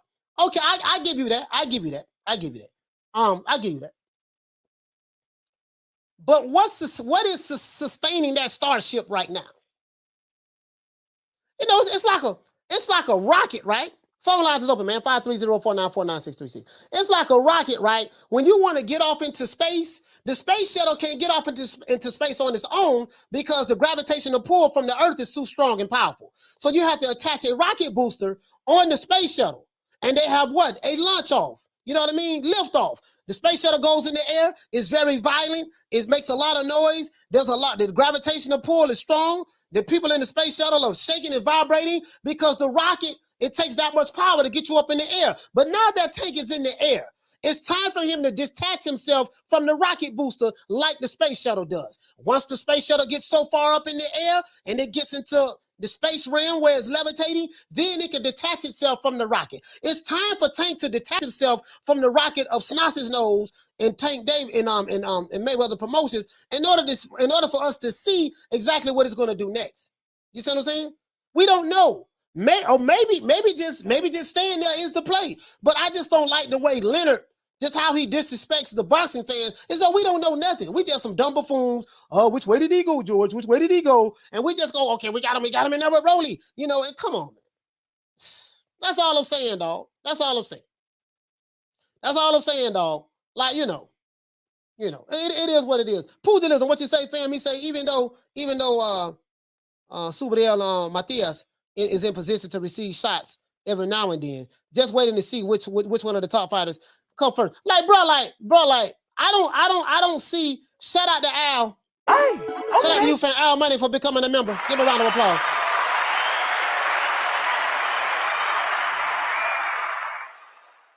Yeah, for you to just, I don't like that. Caller, what's your name? Where you calling from? Hey, this is Q-Mac, man. I'm calling from Columbia, South Carolina, man. How you doing, brother? Doing fine, brother. I'm calling from Columbia, South Carolina. Talk to me, fam. Yo, man. So I see Javante. He said that he wanted this fast before and stuff. So you think he's going to blow up immediately, or you think it's going to take a couple fights? With him figuring out which route he want to take. No, you know the good thing about it with Tank, he's already at that level. You see what I'm saying? He's already at that level, right. So he don't, the Rocket got him so far. Now it's time for him to levitate and take off into space now. So I'm gonna be honest with you, but I think it's gonna be if he make the right moves, it's gonna be huge for him, man. It's gonna be huge for him. The opportunities are gonna be limitless for him.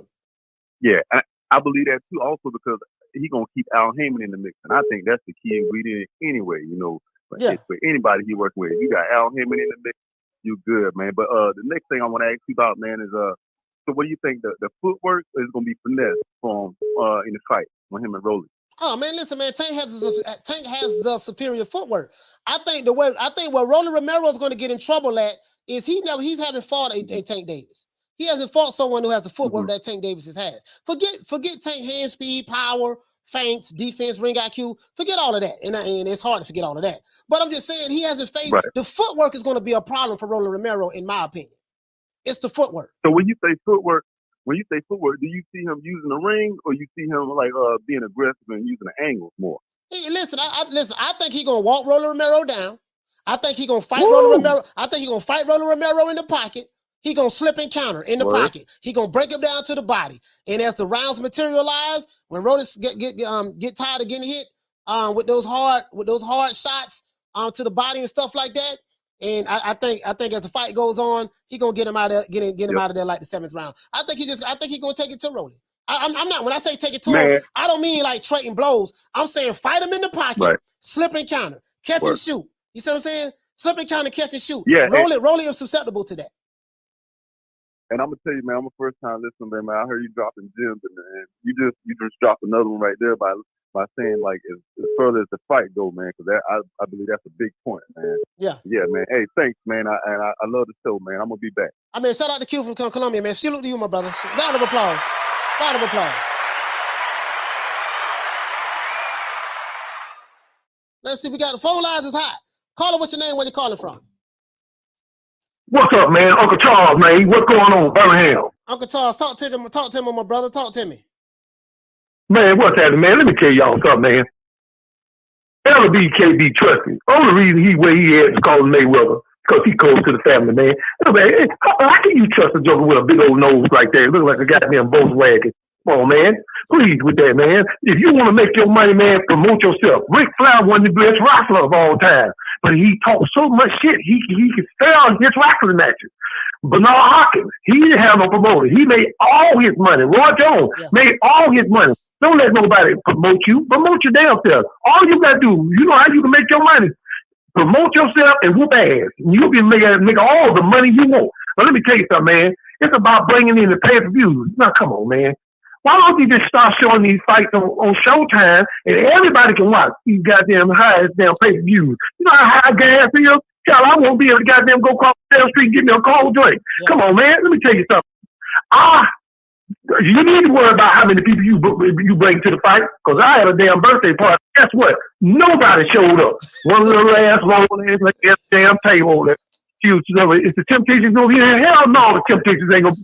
How old are you? Well, how the hell are you? I'm 89. Well, we should be having a birthday party for your ass, because this gonna be the last one. I can tell you that right now. Promote yourself. I don't give a damn if you're selling ties. Promote yourself. And I'm going to tell you something. You don't want to give folks all their money. Tank need to go on by his business. I tell you what, I'm not to give a crackhead his money. And he'll run up your chest and down your damn back. And that's all I got to say, player. Talk to you later. Shout out to Uncle Charles, man. Calling from Birmingham, Alabama, man. Salute to Uncle Charles. Uncle Charles. Yes, most importantly, whoop ass. See, listen, Roy Jones and Bernard Hopkins, they did promote themselves. They fell out with the promoters like Don King and Bob Arum and stuff like that, and they did it their way. Phone line, the caller hung up, man. Caller, please call back. Caller, please call back. Hold on, man. Shout out to Edwin Castillo. Hey, okay. For dropping that $3. Bam, super chat on your boy. Hey, Leroy. Super chat received. Playtime's over, boy. Edwin said Benavidez is a fraud. Fought another Sulecki again. All right, okay. Shout out to Edwin, man. Shout out to Edwin. You get what I'm saying, though. You get what I'm saying. He said Rolly is a bum. Okay, well, listen.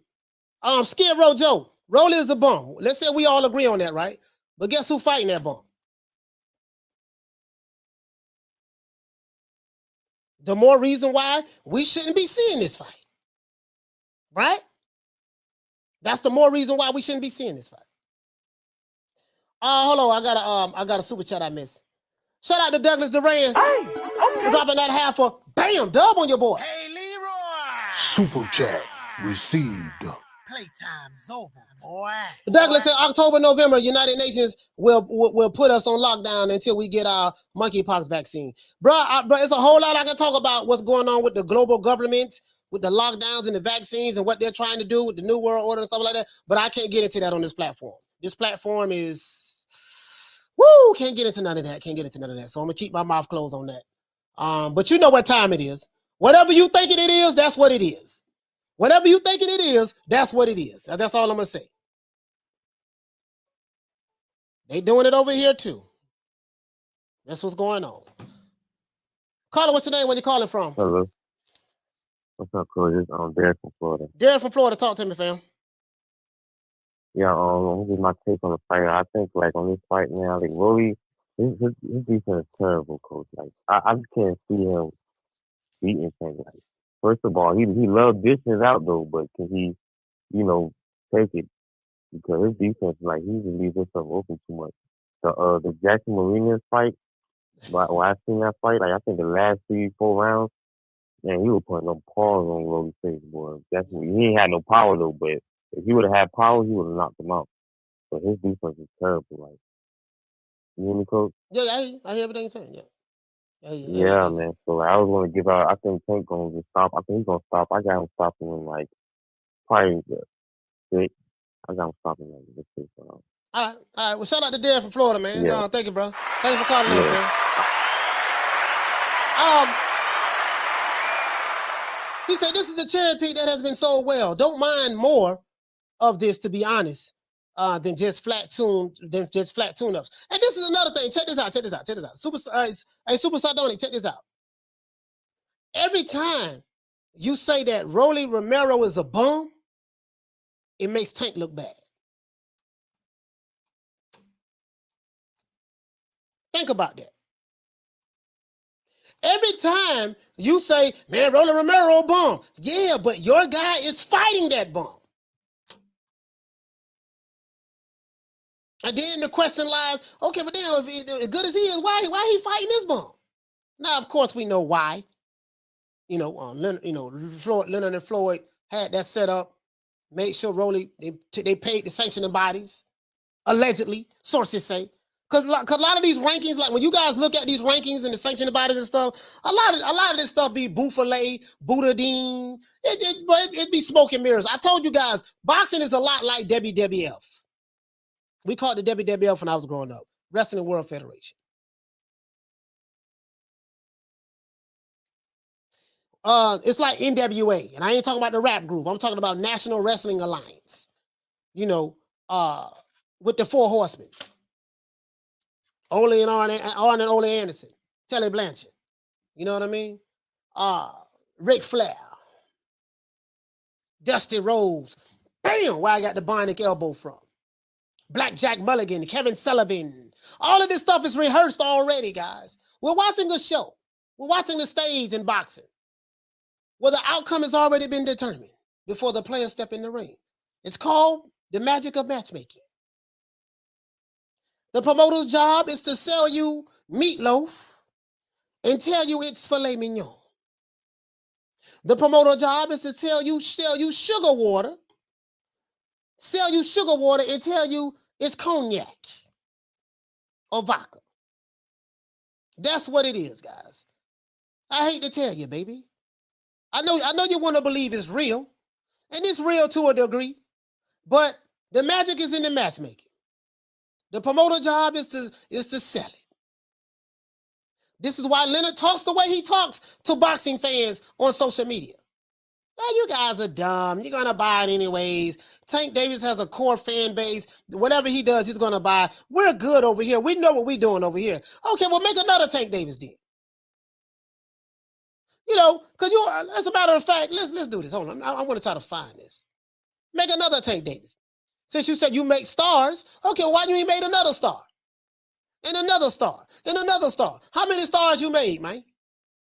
Since you make stars, how many stars you made?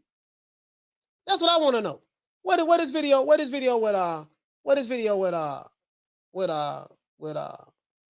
As a matter of fact, I can pull it up right here. My bad. Let me do this.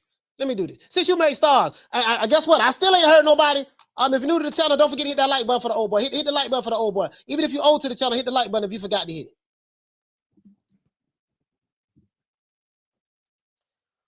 Anybody give me another star? Because we can go to Mayweather Promotions and the PBC, and we won't see any other stars over there.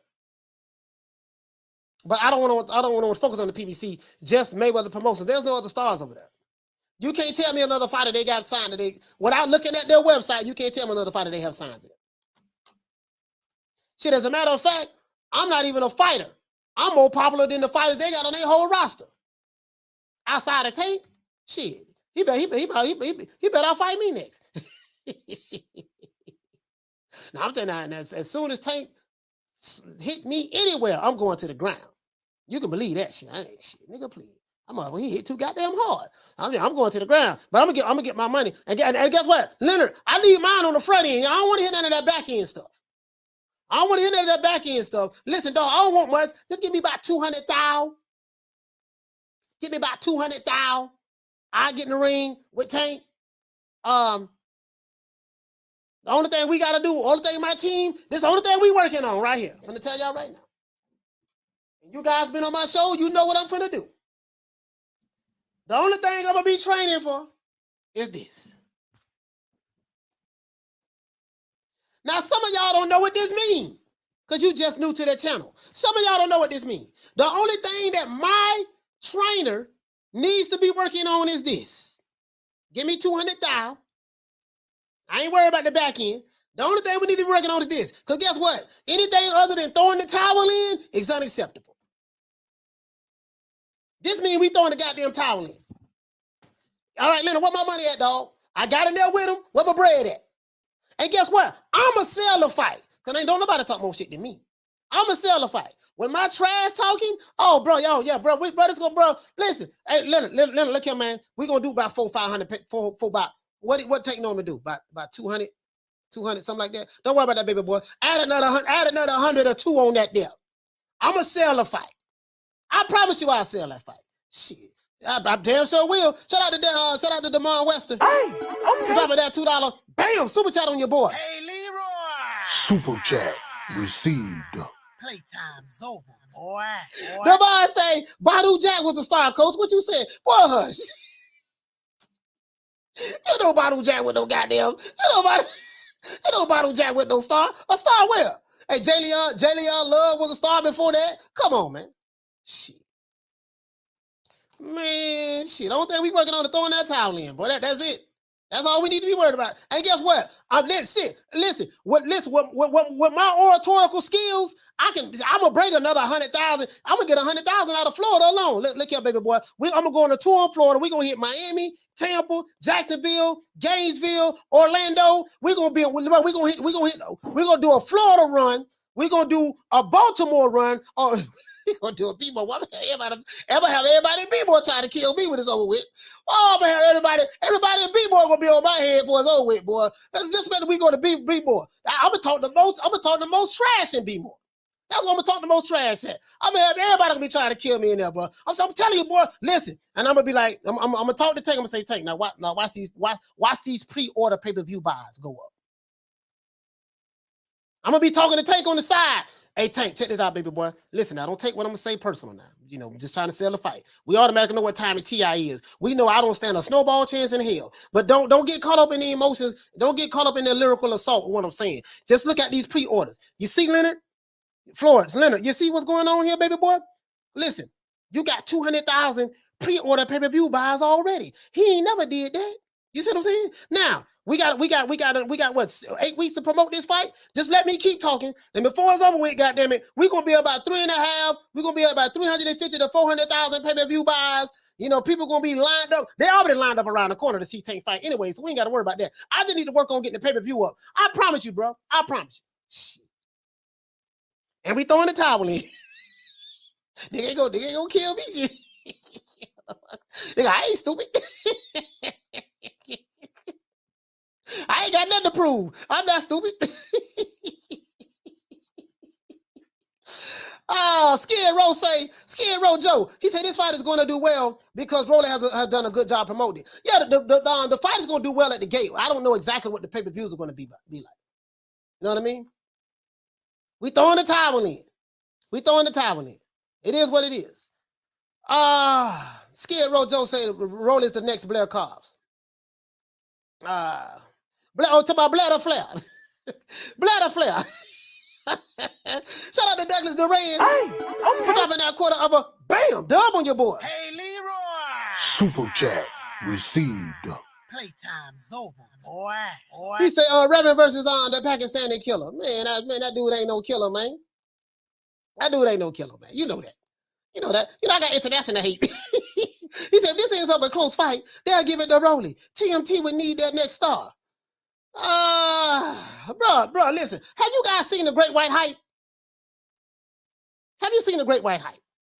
The Great White Hype was a good movie. This character was Samuel L. Jackson. He was supposed to have been Don King in this movie.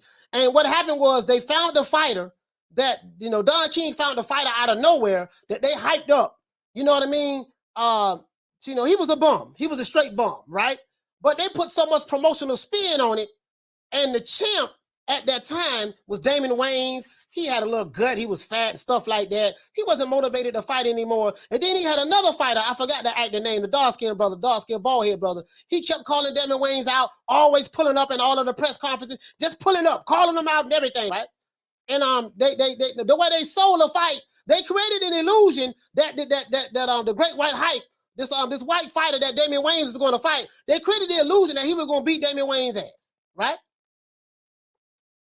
And the promoter did such a good job at it that they had a whole bunch of casuals. Like, boy, I don't know, boy, goddamn, boy. But I don't know, the white boy looked pretty good, boy. Shit, he looked like Rocky Marciano mixed with a little bit of Jack Dempsey, mixed with sprinkled with a little bit of Muhammad Ali. He Rocky Marciano mixed with Jack Dempsey, sprinkled with a little bit of Max Snelling, with just a quarter of a Ali in there, quarter of a Muhammad Ali in there, and we all mixed up into one. That's how they tried to sell it, right?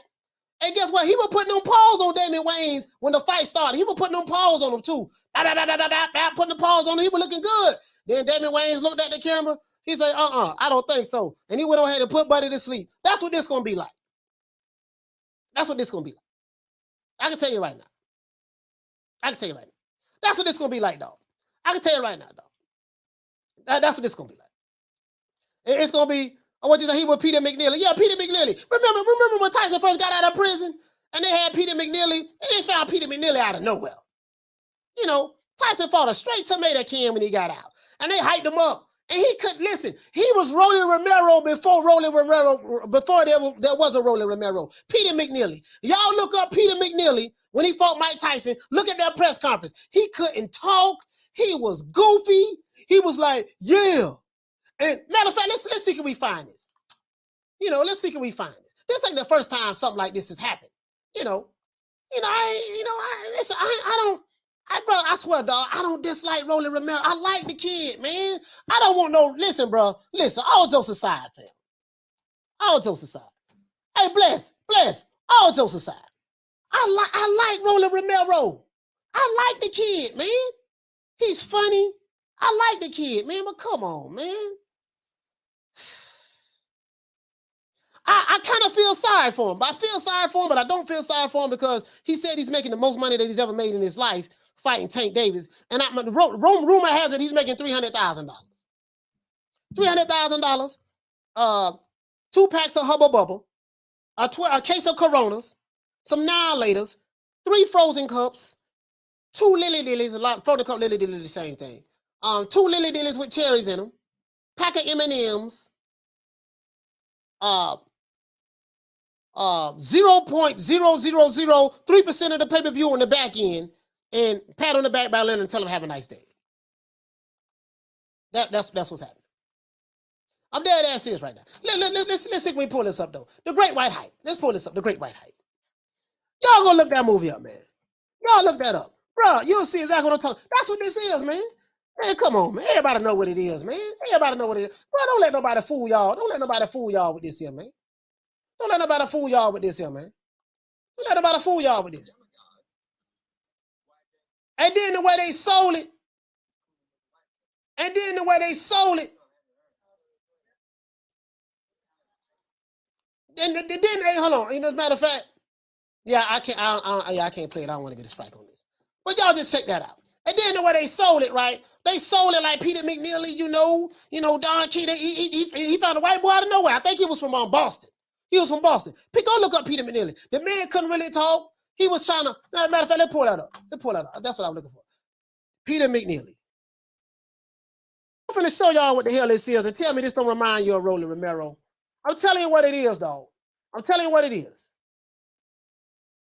Telling you what it is. It's showing Peter McNeely right here. I'm telling you what it is.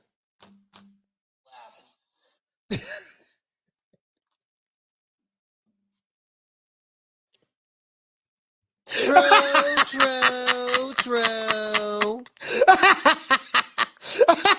I'm telling you what it is, dog. Y'all, here you go. I'm telling you what it is. I'm telling you what a TI is. Here go big bad Peter McNeely. Now, the volume ain't gonna be well. You're gonna see Mike Tyson out laughing. You're gonna see Mauricio Suleiman dad, Jose Suleiman right there. You're gonna see this. You're gonna see it. But I'm telling you right now, dog. I'm telling you right now what it is. I'm telling you what a TI is. This what it is now. You see Jose Suleiman right there, Mauricio Suleiman father. Here you go right here. Real funny, huh? If any one of you that doesn't respect me. Here you go. Let's start right there. I want you guys to hear this from the beginning. Here go Peter, he go big. This was Rolly Romero before there was a Rolly Romero. Let's continue. Laughing. Real funny, huh? If any one of you that doesn't respect me. See Don King back there. What I've been doing for the last 3 months since we've been announced. And going against a guy like this, you have a big dump in your pants. Come on, man. I'm Hurricane Peter McNeely from Medfield, Mass. Oh, man. On Saturday night, watch me kick Tyson's ass. Look at Mike Tyson smiling. Your pay-per-view arrangements yet? Make them soon, because remember what happens when I wrap you in my cocoon. There you go right there, man. Bro, listen. Bro, you got Mike Tyson. Now look at the look. I do not own the rights to the materials for education purposes only. Look at Mike Tyson smiling right there, dog. Look at like I'm telling you, this what's going on. This what's going on, dog. Look at this here, man. Look at Mike Tyson smiling right there. You see the smirk on his face? I'm telling you what this is, dog. This is some WWE. You see this dude right here? Look at the dude right here. He got his hand over his face. He trying to keep from laughing. Like what are we talking about now? Hey, like Ron Boy Freshman says, what are we talking about here? What are we talking about here? What are we talking about here, dog? Come on, man. What are we talking about here? This is what's going on, dog. This is what's going on. This is 1995 when Mike Tyson got out of prison. Fresh out of prison. Come on, dog. You feel me? I'm telling y'all what it is, man. I'm telling y'all, hey, let's say, is this nigga reading notes? The man was reading notes. James Jones say, Coach ain't lying. This what this fight feels like. I'm telling you, dog. Bro, you know I ain't lying, dog. And you know what? This is what's going on. This is why Leonard said the boxing fans are stupid. He look at Tank Davis fans as stupid. Man, Tank Davis fans dumb than a motherfucker. Tank can fight anybody. They gonna show up at any time. Them Tank Davis fans is really stupid, boy. God, but we can sell him anything. This is what he's saying to you guys. I'm telling you, this is what he's saying to B More right now. I ain't making this up, dog. Y'all better follow Leonard on Twitter. You'll see exactly what I'm talking about. Let's continue. Look at this here, man.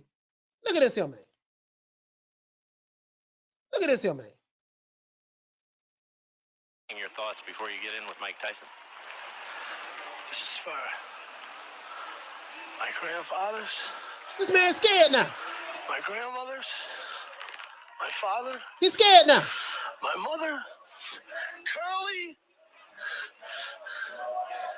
My 3 brothers. Look at him. Last but not least, Snubby. You see this here? They're trying to hype him up. What was it that you have told your son? Hey, last but not least, midfield. This is Nevada State rules. Look at this here, man. Look at this here. Now look at this here. That's what this is, dog. I'm telling y'all what this is, man. Look at this here, man. That's bro, the man. Come on, man, bro. Hey, man, listen, bro, listen. I gotta tell y'all the truth, dog. I gotta tell y'all you like a TI is. This is what this is, dog. Now, if Rolly mess around and win, I would be shocked. I'd be like, damn, he pulled that shit off.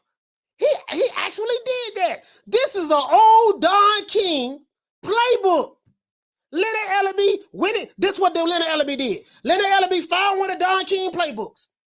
Okay, goddamn, okay. This is chapter 12, verse 37 of the Don King playbook. Chapter 12 of verse 37 of the Don King playbook. Okay, let's see right there. These old dumb ass take that fan. Oh, let's see. Okay, we can give them Romero Romero. Damn, they gonna trip on that. What we gonna do? Let's go ahead and get a sanction about is a couple dollars. Get them a couple dollars and tell a sanction about it to mandate this fight. So that we can say, hey, look here, man, this fight was mandated by the WBA. We didn't do it, we would have had Tank fight somebody else. This fight was mandated, because sanction bodies are very crooked. So they got to make them number one. Oh, goddamn, that's what it is.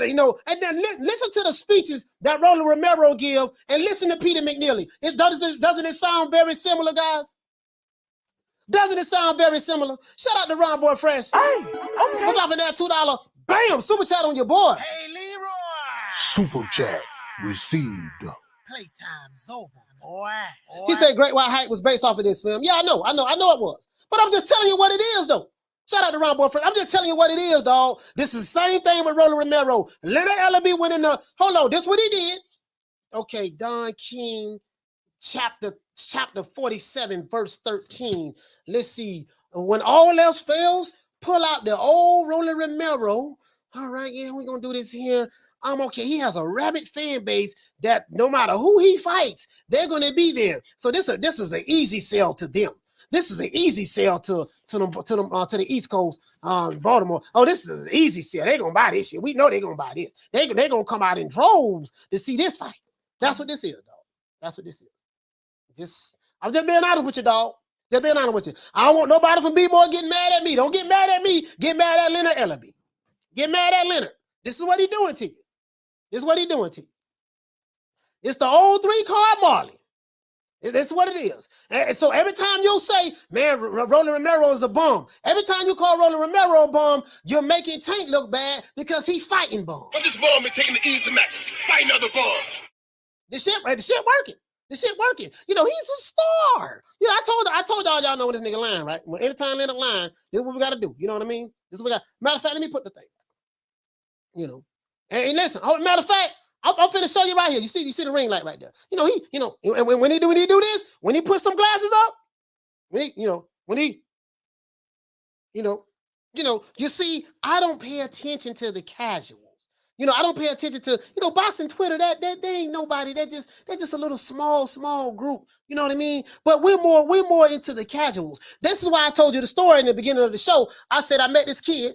He's a star. He go to doing that shit. And his nose, when the nostrils flare up, you automatically know what this nigga lying. When he buck his eyes and his nostrils flare up and he put some glasses up, I'm finna give you a perfect example of what I'm talking about. This is why I told you about this kid. This kid that said that he asked me, did I know about what the dude named Jake Paul?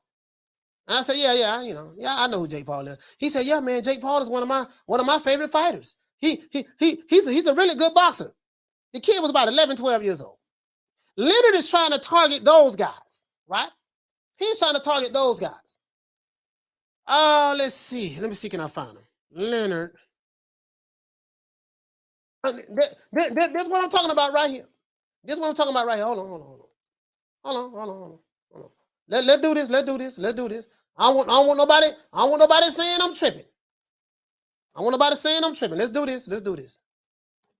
Let's do that. I want to show you what I'm. See, it's one thing for me to tell you what I'm talking about. There's another thing for me to show you what I'm talking about. Let me just show you this here.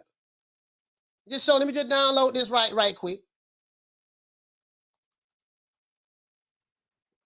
Just download this right quick. I want to give you an example of what I'm talking about. I like to give you a visual. You know, it's one thing for me to tell you something, but for me to give you a visual, it means a lot. I want to give you a visual. Let me put the banner back up. Nah, I'm tripping, dog. Why y'all ain't saying nothing about the banner?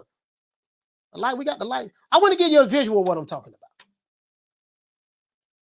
We're gonna pull that up like that there, right? We're gonna pull that up like that like that. Oh, hold on. Let's do it like this here.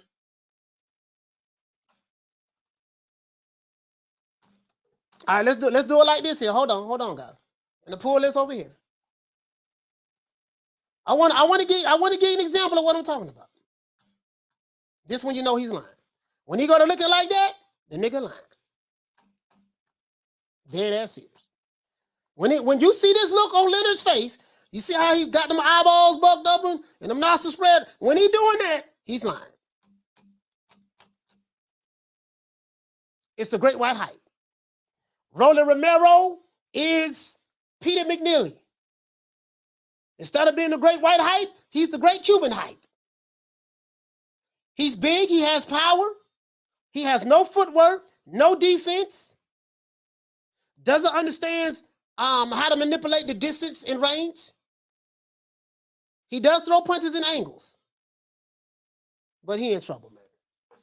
And I like Big Rolo, dog. I don't want no Rolling Romero fans just getting mad. I like, dog, I ain't hating on him, dog. I swear I ain't hating on him. But I gotta be honest with you, dog. I have to be honest with you. Don't tell me nothing about man, Leon Spinks beat Muhammad Ali. He only had 7 fights and this and that. Leon Spinks was a goddamn Olympian, man. Y'all can't be giving me no straw man arguments. Like, you gotta come clean, dog. You gotta come clean. Like, what are we talking about here? It's the great white hype, dog. The old Don King playbook. The old Don King playbook. That's all it is, dog. That's all it is. Hey, Ron boy, you know I ain't lying, dog. You know I ain't lying. It's the old Don King playbook. Old Don King playbook. Rolly, listen, Tank Davis mad as hell about that. Tank like, man, the only reason I gotta fight this clown, they're making me fight this clown. Tank don't want to fight this dude. Tank don't want to fight this dude, man. This shit, man. Come on, man. Call him, what's your name when you calling from? From Baltimore. What's your name? Devontae from Baltimore. Devontae from Baltimore. Talk to me, fam. You know I'm a big fan for Tank for the fight. Mm-hmm. I'm the biggest fan from Baltimore for Tank. Okay. I hope he like round 4. I want him to knock him out 12 rounds. Okay. You want him to knock Rolling Romero out in 12 rounds? Yes, sir. Okay. All right. I'm pretty sure he'll do it in less than that. I used to watch his fight on TV. Like he did knock all the boxers he used to fight with him. Mm. So I want him to just knock him out. I'm tired of him on his. I just want him to get him knocked out. So do you look at this as a good fight coming up with Tank and Rolly? How you look at this fight? Yeah, I don't like Rolly. I like Tank. You know what I'm saying? You think it's a good fight for Tank? Yeah, it's gonna be a good fight. Okay. All right, man. All right, my brother. All right, Devontae. Do you look at Rolly as a bum or a cherry pick, or how you look at what from a skill set standpoint? He's a bum. He's a bum. So why is Tank fighting him? If he feels right, I want him to fight him. Yeah, but I'm saying he's a bum though. You don't think Tank should be fighting superior competition instead of fighting bums? Nah. Yeah, he shouldn't fight him. He was talking shit. Oh, okay. All right. He was talking shit on that. Yeah. He too soft. He needs to get knocked out. He's too soft. I mean, all right, that's good. But now, I will say this: it's not Tank's fault that he's fighting this guy. Maybe Leonard Ellerbe is the reason why this fight is happening. But but it is what it is. Hey, but salute to you, Devontae, man. I'm thank you for being a Tank Davis. You gonna be at the fight this weekend? Or you gonna buy the pay-per-view? Are you buying? I'm gonna watch it. I'm gonna watch it on TV. You gonna buy the pay-per-view? Yeah, I got pay-per-view in. Yeah, I got it. Okay, all right. Well, listen, man, let's give you a round of applause, brother, man. Die hard Tank Davis fan, man. Die hard Tank Davis fan.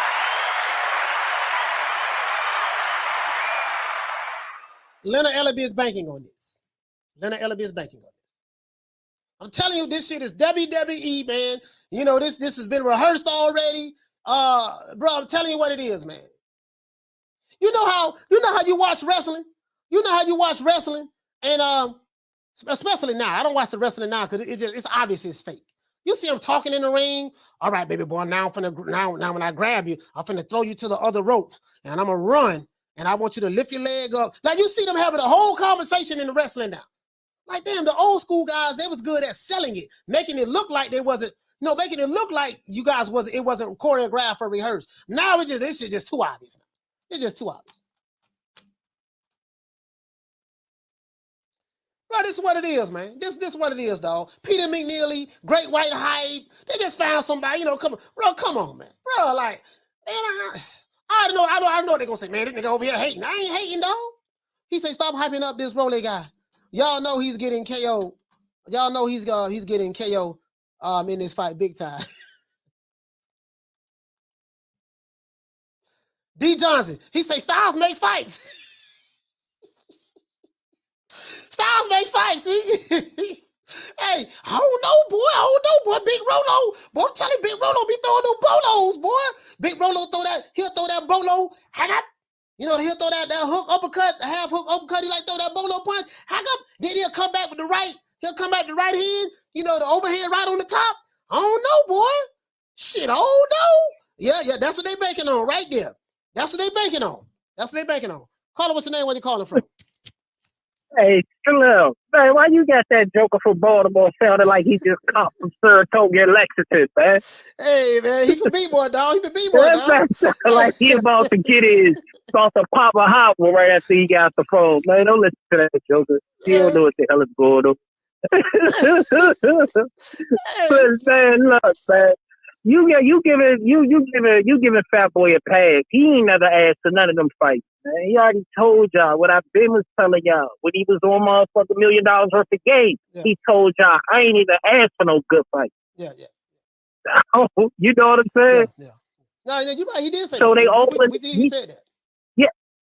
Huh?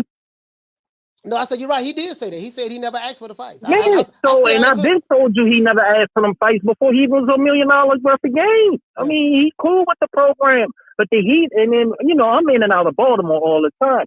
Half the motherfuckers know that Fat Boy ain't fighting nobody. They tell me every time, like, man, that nigga don't fight nobody. Man. Like, but they ride with him because he connected to them folks up there. So that's what give him a pass. If he do that, he definitely got street cred. But other than that. Yeah, they want that man to step up, bro. I'm telling you, son. Yeah, I know. So, yeah, I know that. I know. So, you told me. So they want him to step up, but it's a conflict because they trying to run a green print. These motherfuckers trying to get something to brag about because they can't brag about Fat Boy no more for real. Other than him getting a little bit of money, that's about it. Yeah, So but you got to hold Fat Boy accountable for this faking like he doing too, man. But that's all I got. Hey, Rob, before you go, am I right in my analysis of the Great White Hype comparison with the Peter? Yeah, hell yeah. Yeah, I was just looking at that movie Friday too. I was like, man, this is crazy. It's that shit was taken straight out the playbook. So I'm like, it's ridiculous. It's ridiculous. That's the Dark playbook right there. Straight fresh out of there. They set that shit up perfect. You see how he bought him, just like Rolly got that gift decision. They bought that gift decision for him and bumped him up in the WBA. Same thing. Same exact shit, bro. I see what it is. Hey, Rob Boy, hey, I'm about Slim. Yeah, man. All right. Shout out to Rob Boy Fresh, man. DC's finest. Shout out to my brother Rob Boy Fresh from DC. Caller, what's your name? Where you calling from? Maurice Jones from the Bronx. Maurice Jones from the Bronx. Talk to me, fam. Yeah, man. Everything's good. I'm just calling in. I'm a Tank fan, and I just think a lot of people don't understand that. The situation that goes on with Tank being under contract with Floyd and the Mayweather promotion. He got to fight who they're putting at him. So, you know, he does want to fight these top champions. He called out Lomo. He said he want to fight Kambosos. But I think people just got to give him credit where it's due. You know, under contract, that's why he wants to go on his own right now. He wants to, you know, take his leap of faith and use his skill sets and be his own man. What are your expectations? What are your expectations for Tank after he leaves? If he leaves Mayweather, what are your expectations from a fight standpoint? I think he's going to stay with Al Heyman. I think he likes what's working out with Al Heyman. I think he's going to stay committed to PBC and Showtime. And I think he's just going to continue to grow because they have good business together. But, you know, sky's the limit for Tank.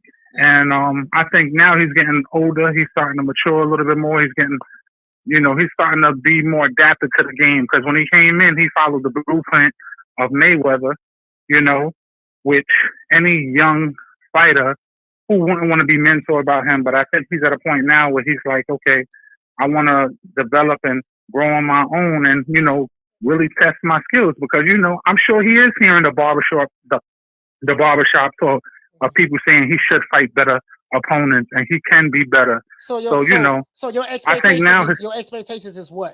After he leaves Mayweather, he'll stay with the PBC, but after he leaves Mayweather, your expectations from a boxing standpoint is what? I think he's going to clear out the whole 135 pound. And then after that, I think he's going to go up to 140 and get all the belts at 140. Okay. All right. But hey, listen, Maurice, man, from the Bronx, thank you for calling in, my brother, man. Thank you so much, fam. Salute to Maurice. No problem. Shout out to Tri-State Bully. Hey, okay. For dropping that quarter of a dub on your boy. Hey, Leroy. Super chat received. Playtime's over, boy. He said, shout out to you, coach. In the chat. Love the channel, fam. New sub here. Support roll it down in 5. Hey man, you right now you got one of my favorite fighters of all time, Pernell Whitaker, as an avatar. So I already gotta like you off the ripple. You see what I'm saying? I appreciate you, fam, being new to the channel, man. I really appreciate that, fam. Salute to you, my brother. Yeah, man, yeah. Listen, man. I don't want to get jumped by no rolling, you know, because I'm in Florida. You got a lot of Cubans in Florida. Now I don't want none of the Cubans jumping me and stuff. Yeah, man, you know. Carter, what's your name? Where you calling from? Curtis from Long Beach. Curtis from Long Beach. Talk to me, fam. All right, man. Nothing much, man. What's going on, man? Hey, man, I'm sitting here, man, breaking down what's going to happen this weekend, bro. Breaking down what's going to happen this weekend. I think the first 4 or 5 rounds going to be exciting. I think Rolly's going to come out gunning. And I think after that, you know, if he don't catch Tank with something real hard and knock him off balance or knock him down, I think Tank going to, you know, eventually just break him down and stop him. Yeah. About, you know, probably going to look like Judah Mayweather, something like that. Yeah. I see him getting dropped by body shots. I see the body, he going them body shots. You know, I see him get stopped by like the 7th round. I'm sticking with it. But I think those first 4 rounds are gonna probably be hell for Tank though. I think Rolly's gonna come out getting. I mean, it's just like the Great White Hype. You know what I mean? The dude came out looking good. Boy, you actually thought the white dude was gonna win. But goddamn, boy, he looking good in the Great White Hype. The next thing you know, he got put to sleep. So it is what it is, man. You know, it's gonna look like that. Leonard doing his job.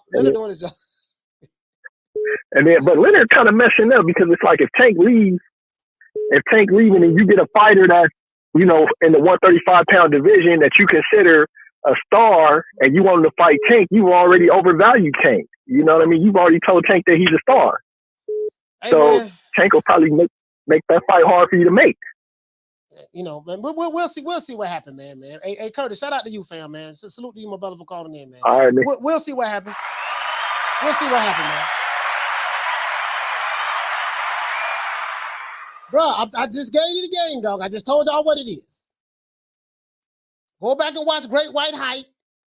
If you don't want to watch that movie, just go back and watch the build-up to Peter McNeely when Mike Tyson. As a matter of fact, let's do this. Let's take it a step further. This is what we're going to do. Let's take it a step further. Let's take it. See, and this is another thing, right? You know how y'all be looking at let's go to Box Rec. Yeah, man, this dude ranks such and such. And the rankings and this and that. The rankings is some bullshit. The rankings, dog, I can pay to get in the rankings right now. I can pay to get in the rankings right now. That's how much of a joke it is. The rankings is smoke and mirrors. The rankings is smoke and mirrors too. Caller, what's your name? Where you calling from? Benny Maxwell from Phoenix. Benny Maxwell from Phoenix. Talk to me, fam.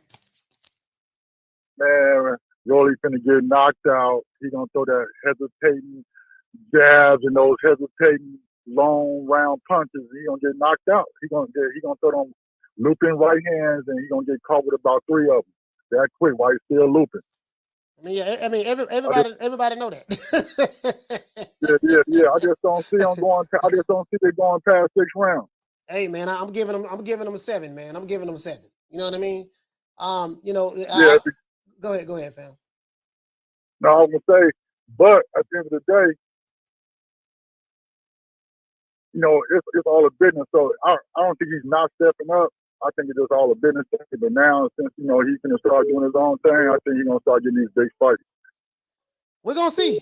We're gonna see if he's gonna start getting them. Hey, salute the Benny Maxwell from Phoenix, man. Salute to you, fam. Got all the calls calling in.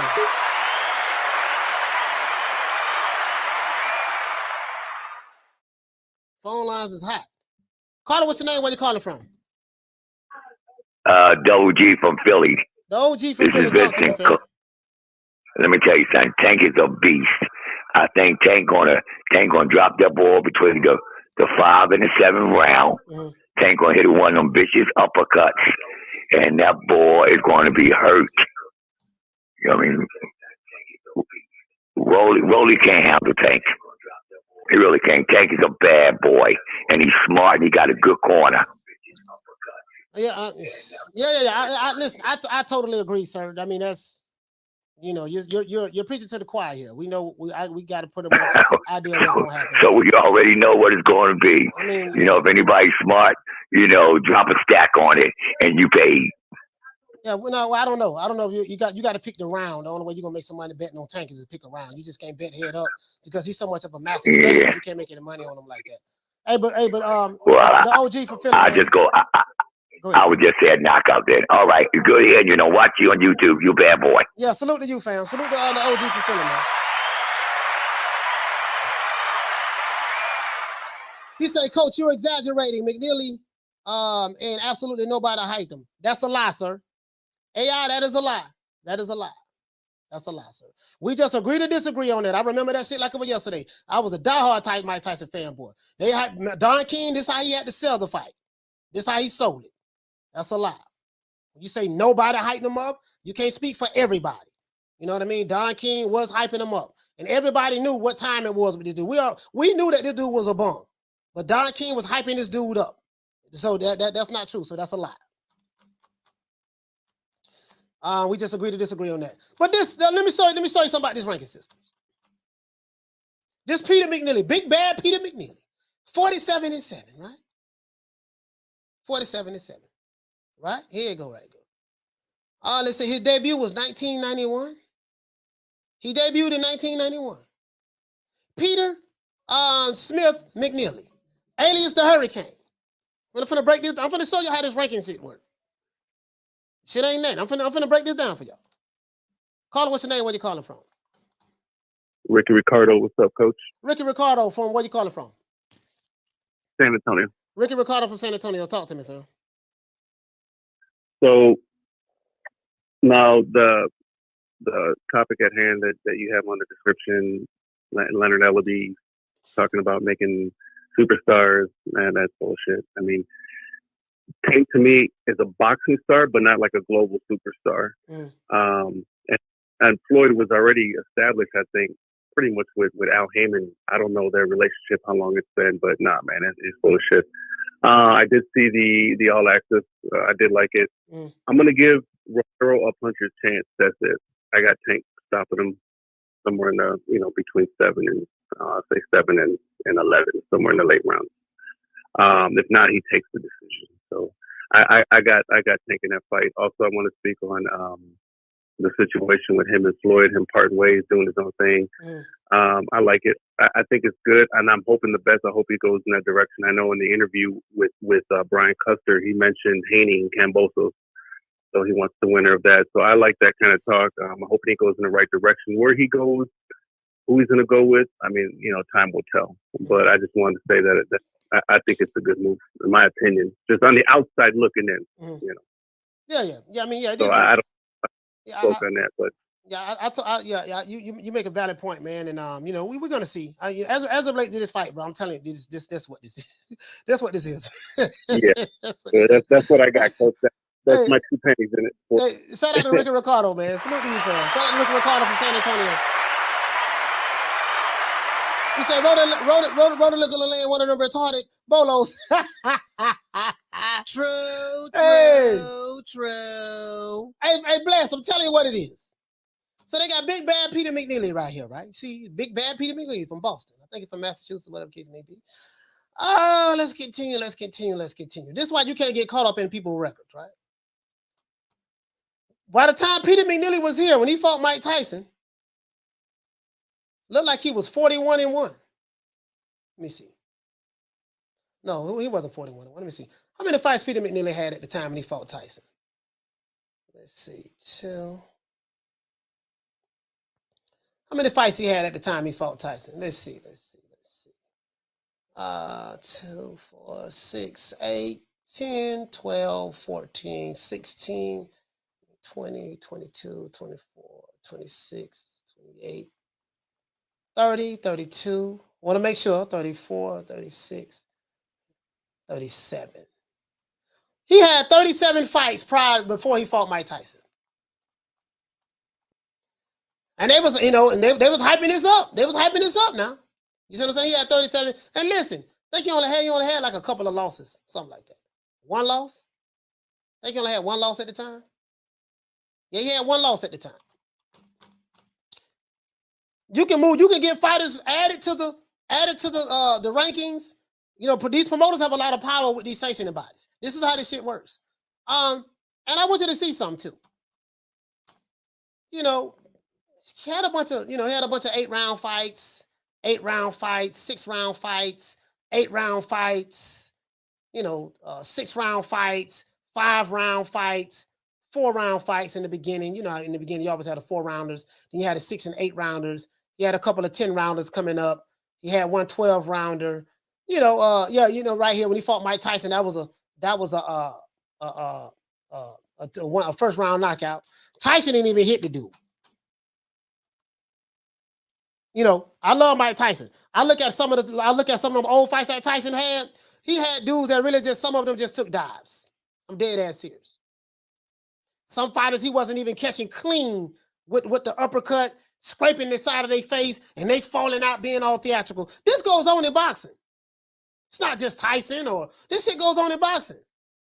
You see what I'm saying? Like, you know, Peter McNeely was nobody. But anyway, I just want to let y'all know. I just want to let y'all. I'm just being honest with you, dog. I got to call it the way I see it, bro. I got to call it the way I see it, dog. That's what's going on. And you see, you got quite a few Tank fans calling in, and they're excited about this Romero fight. They're excited about it. Caller, what's your name? Where you calling from? James, Coach, what's good, my guy? How you doing? James from B-More. Talk to me, fam. Yes, sir. Hey, Coach. Yeah, you know, I agree with you on this the ranking stuff, man. Like I really don't even pay no attention, man. I do all my eye testing. I do all my eye testing. I watch what I see, and I see what's good, and I see what's not good, man. Because if anybody like people, I think people just need to pay attention, bro. Like Devin Haney sat over there all them years, right? Yeah. All them fights that he had under his belt, and all of a sudden now he getting a title fight. Now that he signed a 2-fight deal with Top Rank. Yeah. And you see how you see how bogus that is. That's how it same way. That's how it works. The same way. Like everybody in the world want to keep talking about Devontae was ducking Loma, right? When they started talking Loma against Devontae Davis, man, Devontae Davis was at 30 and Loma was at 35. But you had Burchell over at 30 with a belt. So what happened to that fight? What happened to the offering of the 130 with the 130? Like everybody make a claim about weight drain, like 5 pounds make a difference. You know what I'm saying? Man, 5 pounds don't make a difference. From 130 to 140, they should get to fight each other. I think how a fighter can fight at 135, but they're allowed to fight at 140 during fights that's supposed to be at 135. Because I clearly seen a fight where Orlando Romero was weighing in at 140 for a 130 fight, and his opponent weighed in at 131. You feel what I'm saying? So I think the ranking is just bogus, man. These guys, they get to buy their way. These promoters get to buy their fighters into the ranking system. Yeah. You know what I'm saying? Yeah, that's how it works. Yeah, you already know. Yeah. Don King did it. What the dude name? One is still alive. Bob Arum did it. That's what they do. PBC doing it. This is what they do. This how it works. Exactly. And but that's why I always say that these guys that's clamoring for this fight, that fight, you need to shut it up, man, and let the fights happen. Well, the fights are going to happen eventually. All the fights that people want, they're going to happen. But the promoters are running this business. Everybody say it's up to the fighter. No, it's not up to the fighter. Because if it was up to the fighter, look at my man Gary Russell, man. Yeah. If it was up to the fighter, he would have got all the fights that he wanted. Yeah. But it's not up to the fighter. Yeah, it's up to the promoter. So so these guys got to stop. I mean, but the fighters got to stop clamoring about the fighters. The fighters can scream, yell, and say and make it publicly known. Hey, man, this dude I want to fight. They can do that. Right. If they're not doing that, and one thing I will say, Tank Davis did admit on the podcast with Gilly the Kid, he did say he never asked for any big fights. He admitted that. He never asked for it because he was allowing that man to run his career.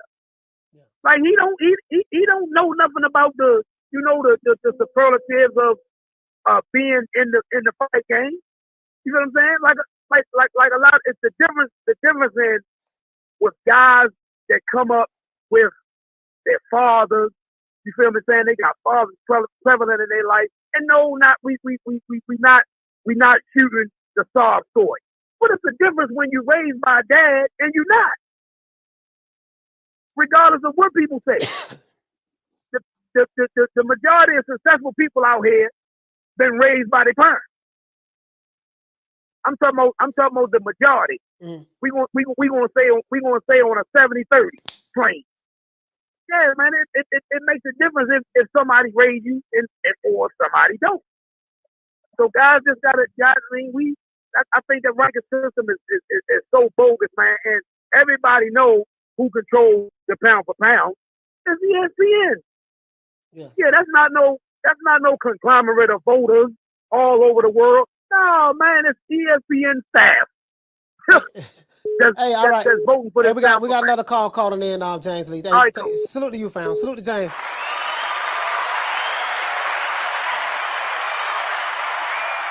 Yeah, man. James a diehard Tank supporter, man.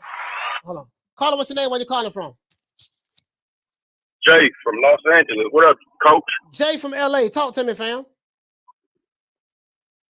Hey, man. Just remind me. Floyd had this in the making. Hey, do you remember back when Floyd was training Devin Haney and Tank got mad, and then he started training Tank, and then he started training Rosie. Floyd Ben had this in the making. Unless he got mad at Tank and was like, okay, I'm gonna feed you to him. You know what I'm saying? Yeah, but I think Floyd worked with quite a few young fighters, so I don't know if Tank was upset with him for doing that, but go ahead. Now look, a lot of people saying that Tank he fighting he didn't ask for none of the big fights. That's what he said. But if I'm your little homie and you my that's what Tank said. Tank Davis no, that's what Tank said. Yeah. But I'm just a boxer, right? I'm gonna fight anybody. It's proven that Tank fight anybody because of the simple fact he sparred Devin Haney, he sparred Teofimo, he was willing to spar Rolly. He ain't scared of nobody. So if I'm your little homie and you my big homie and you the greatest boxer on earth, I'm gonna listen to what to your program. You know what I'm saying? But then it comes a time when a little homie becomes a grown man now. Like, hey, dog, I'm finna make my own move. You know what I'm saying? I think it's like that. I don't think dude's scared of none of them dudes. That boy can box. That boy can box. Now, like you say, other people say I give Rolly a punch a chance, but I've been watching Rolly. Rolly got. You look at some of his fights. He like a C-class fighter. You know what I'm saying? But I hope Tank go in there and punish his ass. I want to see him punish him. Hey, and I'm a fan of boxing. I'm a fan of all these dudes. If you're an Earl Spence fan, you're a Terry Crawford fan. You know what I'm saying? It's just the fact that when they do some whole shit and do some stupid shit, just like when the Turlos was talking outside of their tongue, saying that little weird shit, like, come on, dog. You know what I'm saying? It's like, I'm a fan of yours until you prove me wrong. You know what I'm saying? But if you're a fan of Tank, at a certain period of time, I was a fan of Teofimo until he started doing whole shit. You know what I'm saying? And shit. So Kambosos, go ahead. So basically, you just a fan of the sport of boxing. But as it relate to Tank Davis and Rolly Romero, what are your expectations? What round you picking? You think this fight going in? I don't even give a fuck what round. I don't even give a fuck. I want to see him punish his ass, punish him, or if Rolly, it's gonna be exposed. How people say, "Oh, Tank ain't fought nobody." We finna see now. You know what I'm saying? If Rolly come in here, you finna see the skills that Tank got, what kind of adjustments he got. If Rolly come in there trying to pressure him and bully him, a lot of you really ain't seen no fighter really rough Tank up and see how he act like that. Okay. You really never seen that with Floyd. You really never seen that with Floyd outside of Madonna. All right, so you're you know what I'm saying? So you're of the opinion that Rolly gonna be the one to bring the best out of Tank. Tank gonna display all of these different skills to let everybody know from a skill set standpoint he's on the other level based on him fighting Rolly Romero. This is what you're saying? Yeah, you gotta give him his props if he go in there and beat his ass or he knock him out for the simple fact he an awkward fighter. All right, well, Jay from LA, salute to you, fam. We got other calls calling in. Thank you for calling on, Jay. Salute to you, my brother. Shout out to Jay. West Side in the building. And listen, I'm telling you, bro, like, this. Listen, the phone calls we're getting, like my brother Jay from LA called in, another brother from B-More called in, a couple of the people who called in, diehard Tank Davis fans. You know, this is proving what I'm saying. Like, Tank has a diehard loyal fan base that's, you know, every fighter doesn't have the liberty of that. You see what I'm saying? Like, every fighter, they don't have the liberty of that. I'm just being honest with you, man. So, hey, man, it is what it is, man. Let's give everybody a round of applause.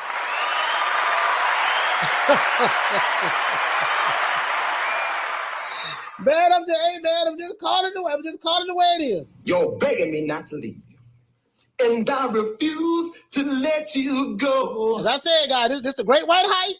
Except this ain't nobody white this time. It's Rolly Romero. Shout out to Arnold. As a matter of fact, let's do this. Let's refresh this, and let's give everybody a shout out, man. OJ the Jew Man style, man. Let's give everybody a shout out, OJ the Jew Man style. Shout out to Al Money. Shout out to Manak V. Shout out to Anna Moketti. Shout out to Dragon Leg. Shout out to Frank the Tank. Shout out to Ricky Ricardo. Shout out to Big Hawk from Maryland. Shout out to Jason Dockery. Shout out to Will Sargison. Shout out to Frank Forbes. Shout out to Knockdown 305, my homeboy from Dade County, born and raised in the county of Dade. Shout out to Lady Shan, done them season. Shout out to Flex BX. Shout out to Daniel Rios. Shout out to Jesus Luna. Shout out to Manny G. Shout out to Boxing Fan 101. Shout out to Eric Pack. Shout out to Juan Carrillo. Shout out to Bernard Burton. Shout out to Major Key Boxing from the Old Town, Orlando. Shout out to Candy Slim 501. Shout out to Low Key Serious. Shout out to Tony Boswell. Shout out to Javon Soto. Shout out to Big Ronald Finkley. Shout out to Drummond Whole Life.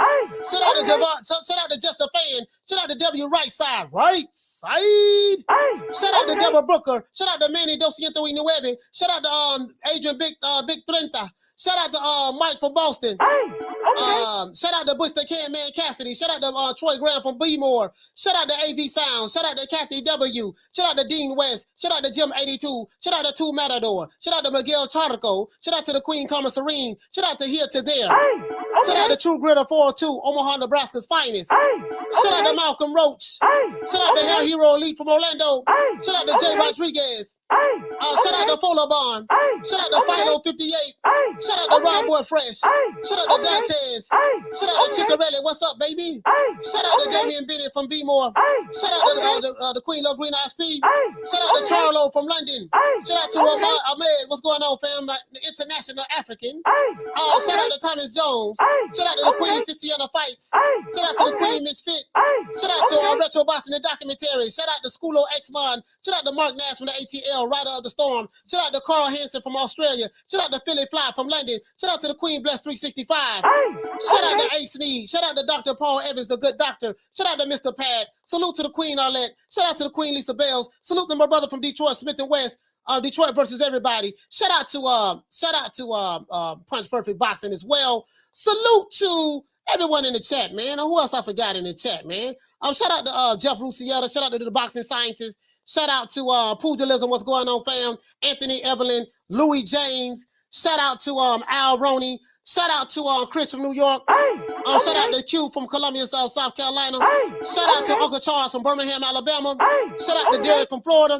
Shout out to Devontae from B-More. Shout out to Rob Boy Fresh from DC. Shout out to Maurice Jones from the Bronx. Shout out to Curtis from Long Beach. Shout out to Benny Maxwell from Phoenix. Shout out to the OG from Philly. Shout out to Ricky Ricardo from San Antonio.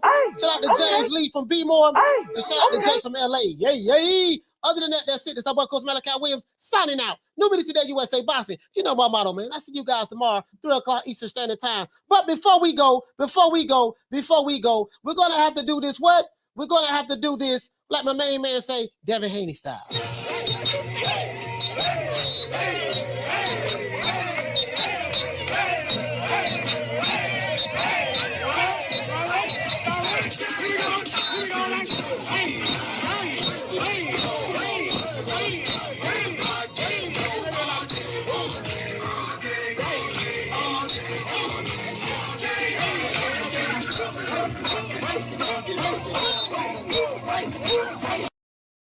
You know my motto. Don't beat me there. Peace. I'm out of here, bro. Let's go. Come on.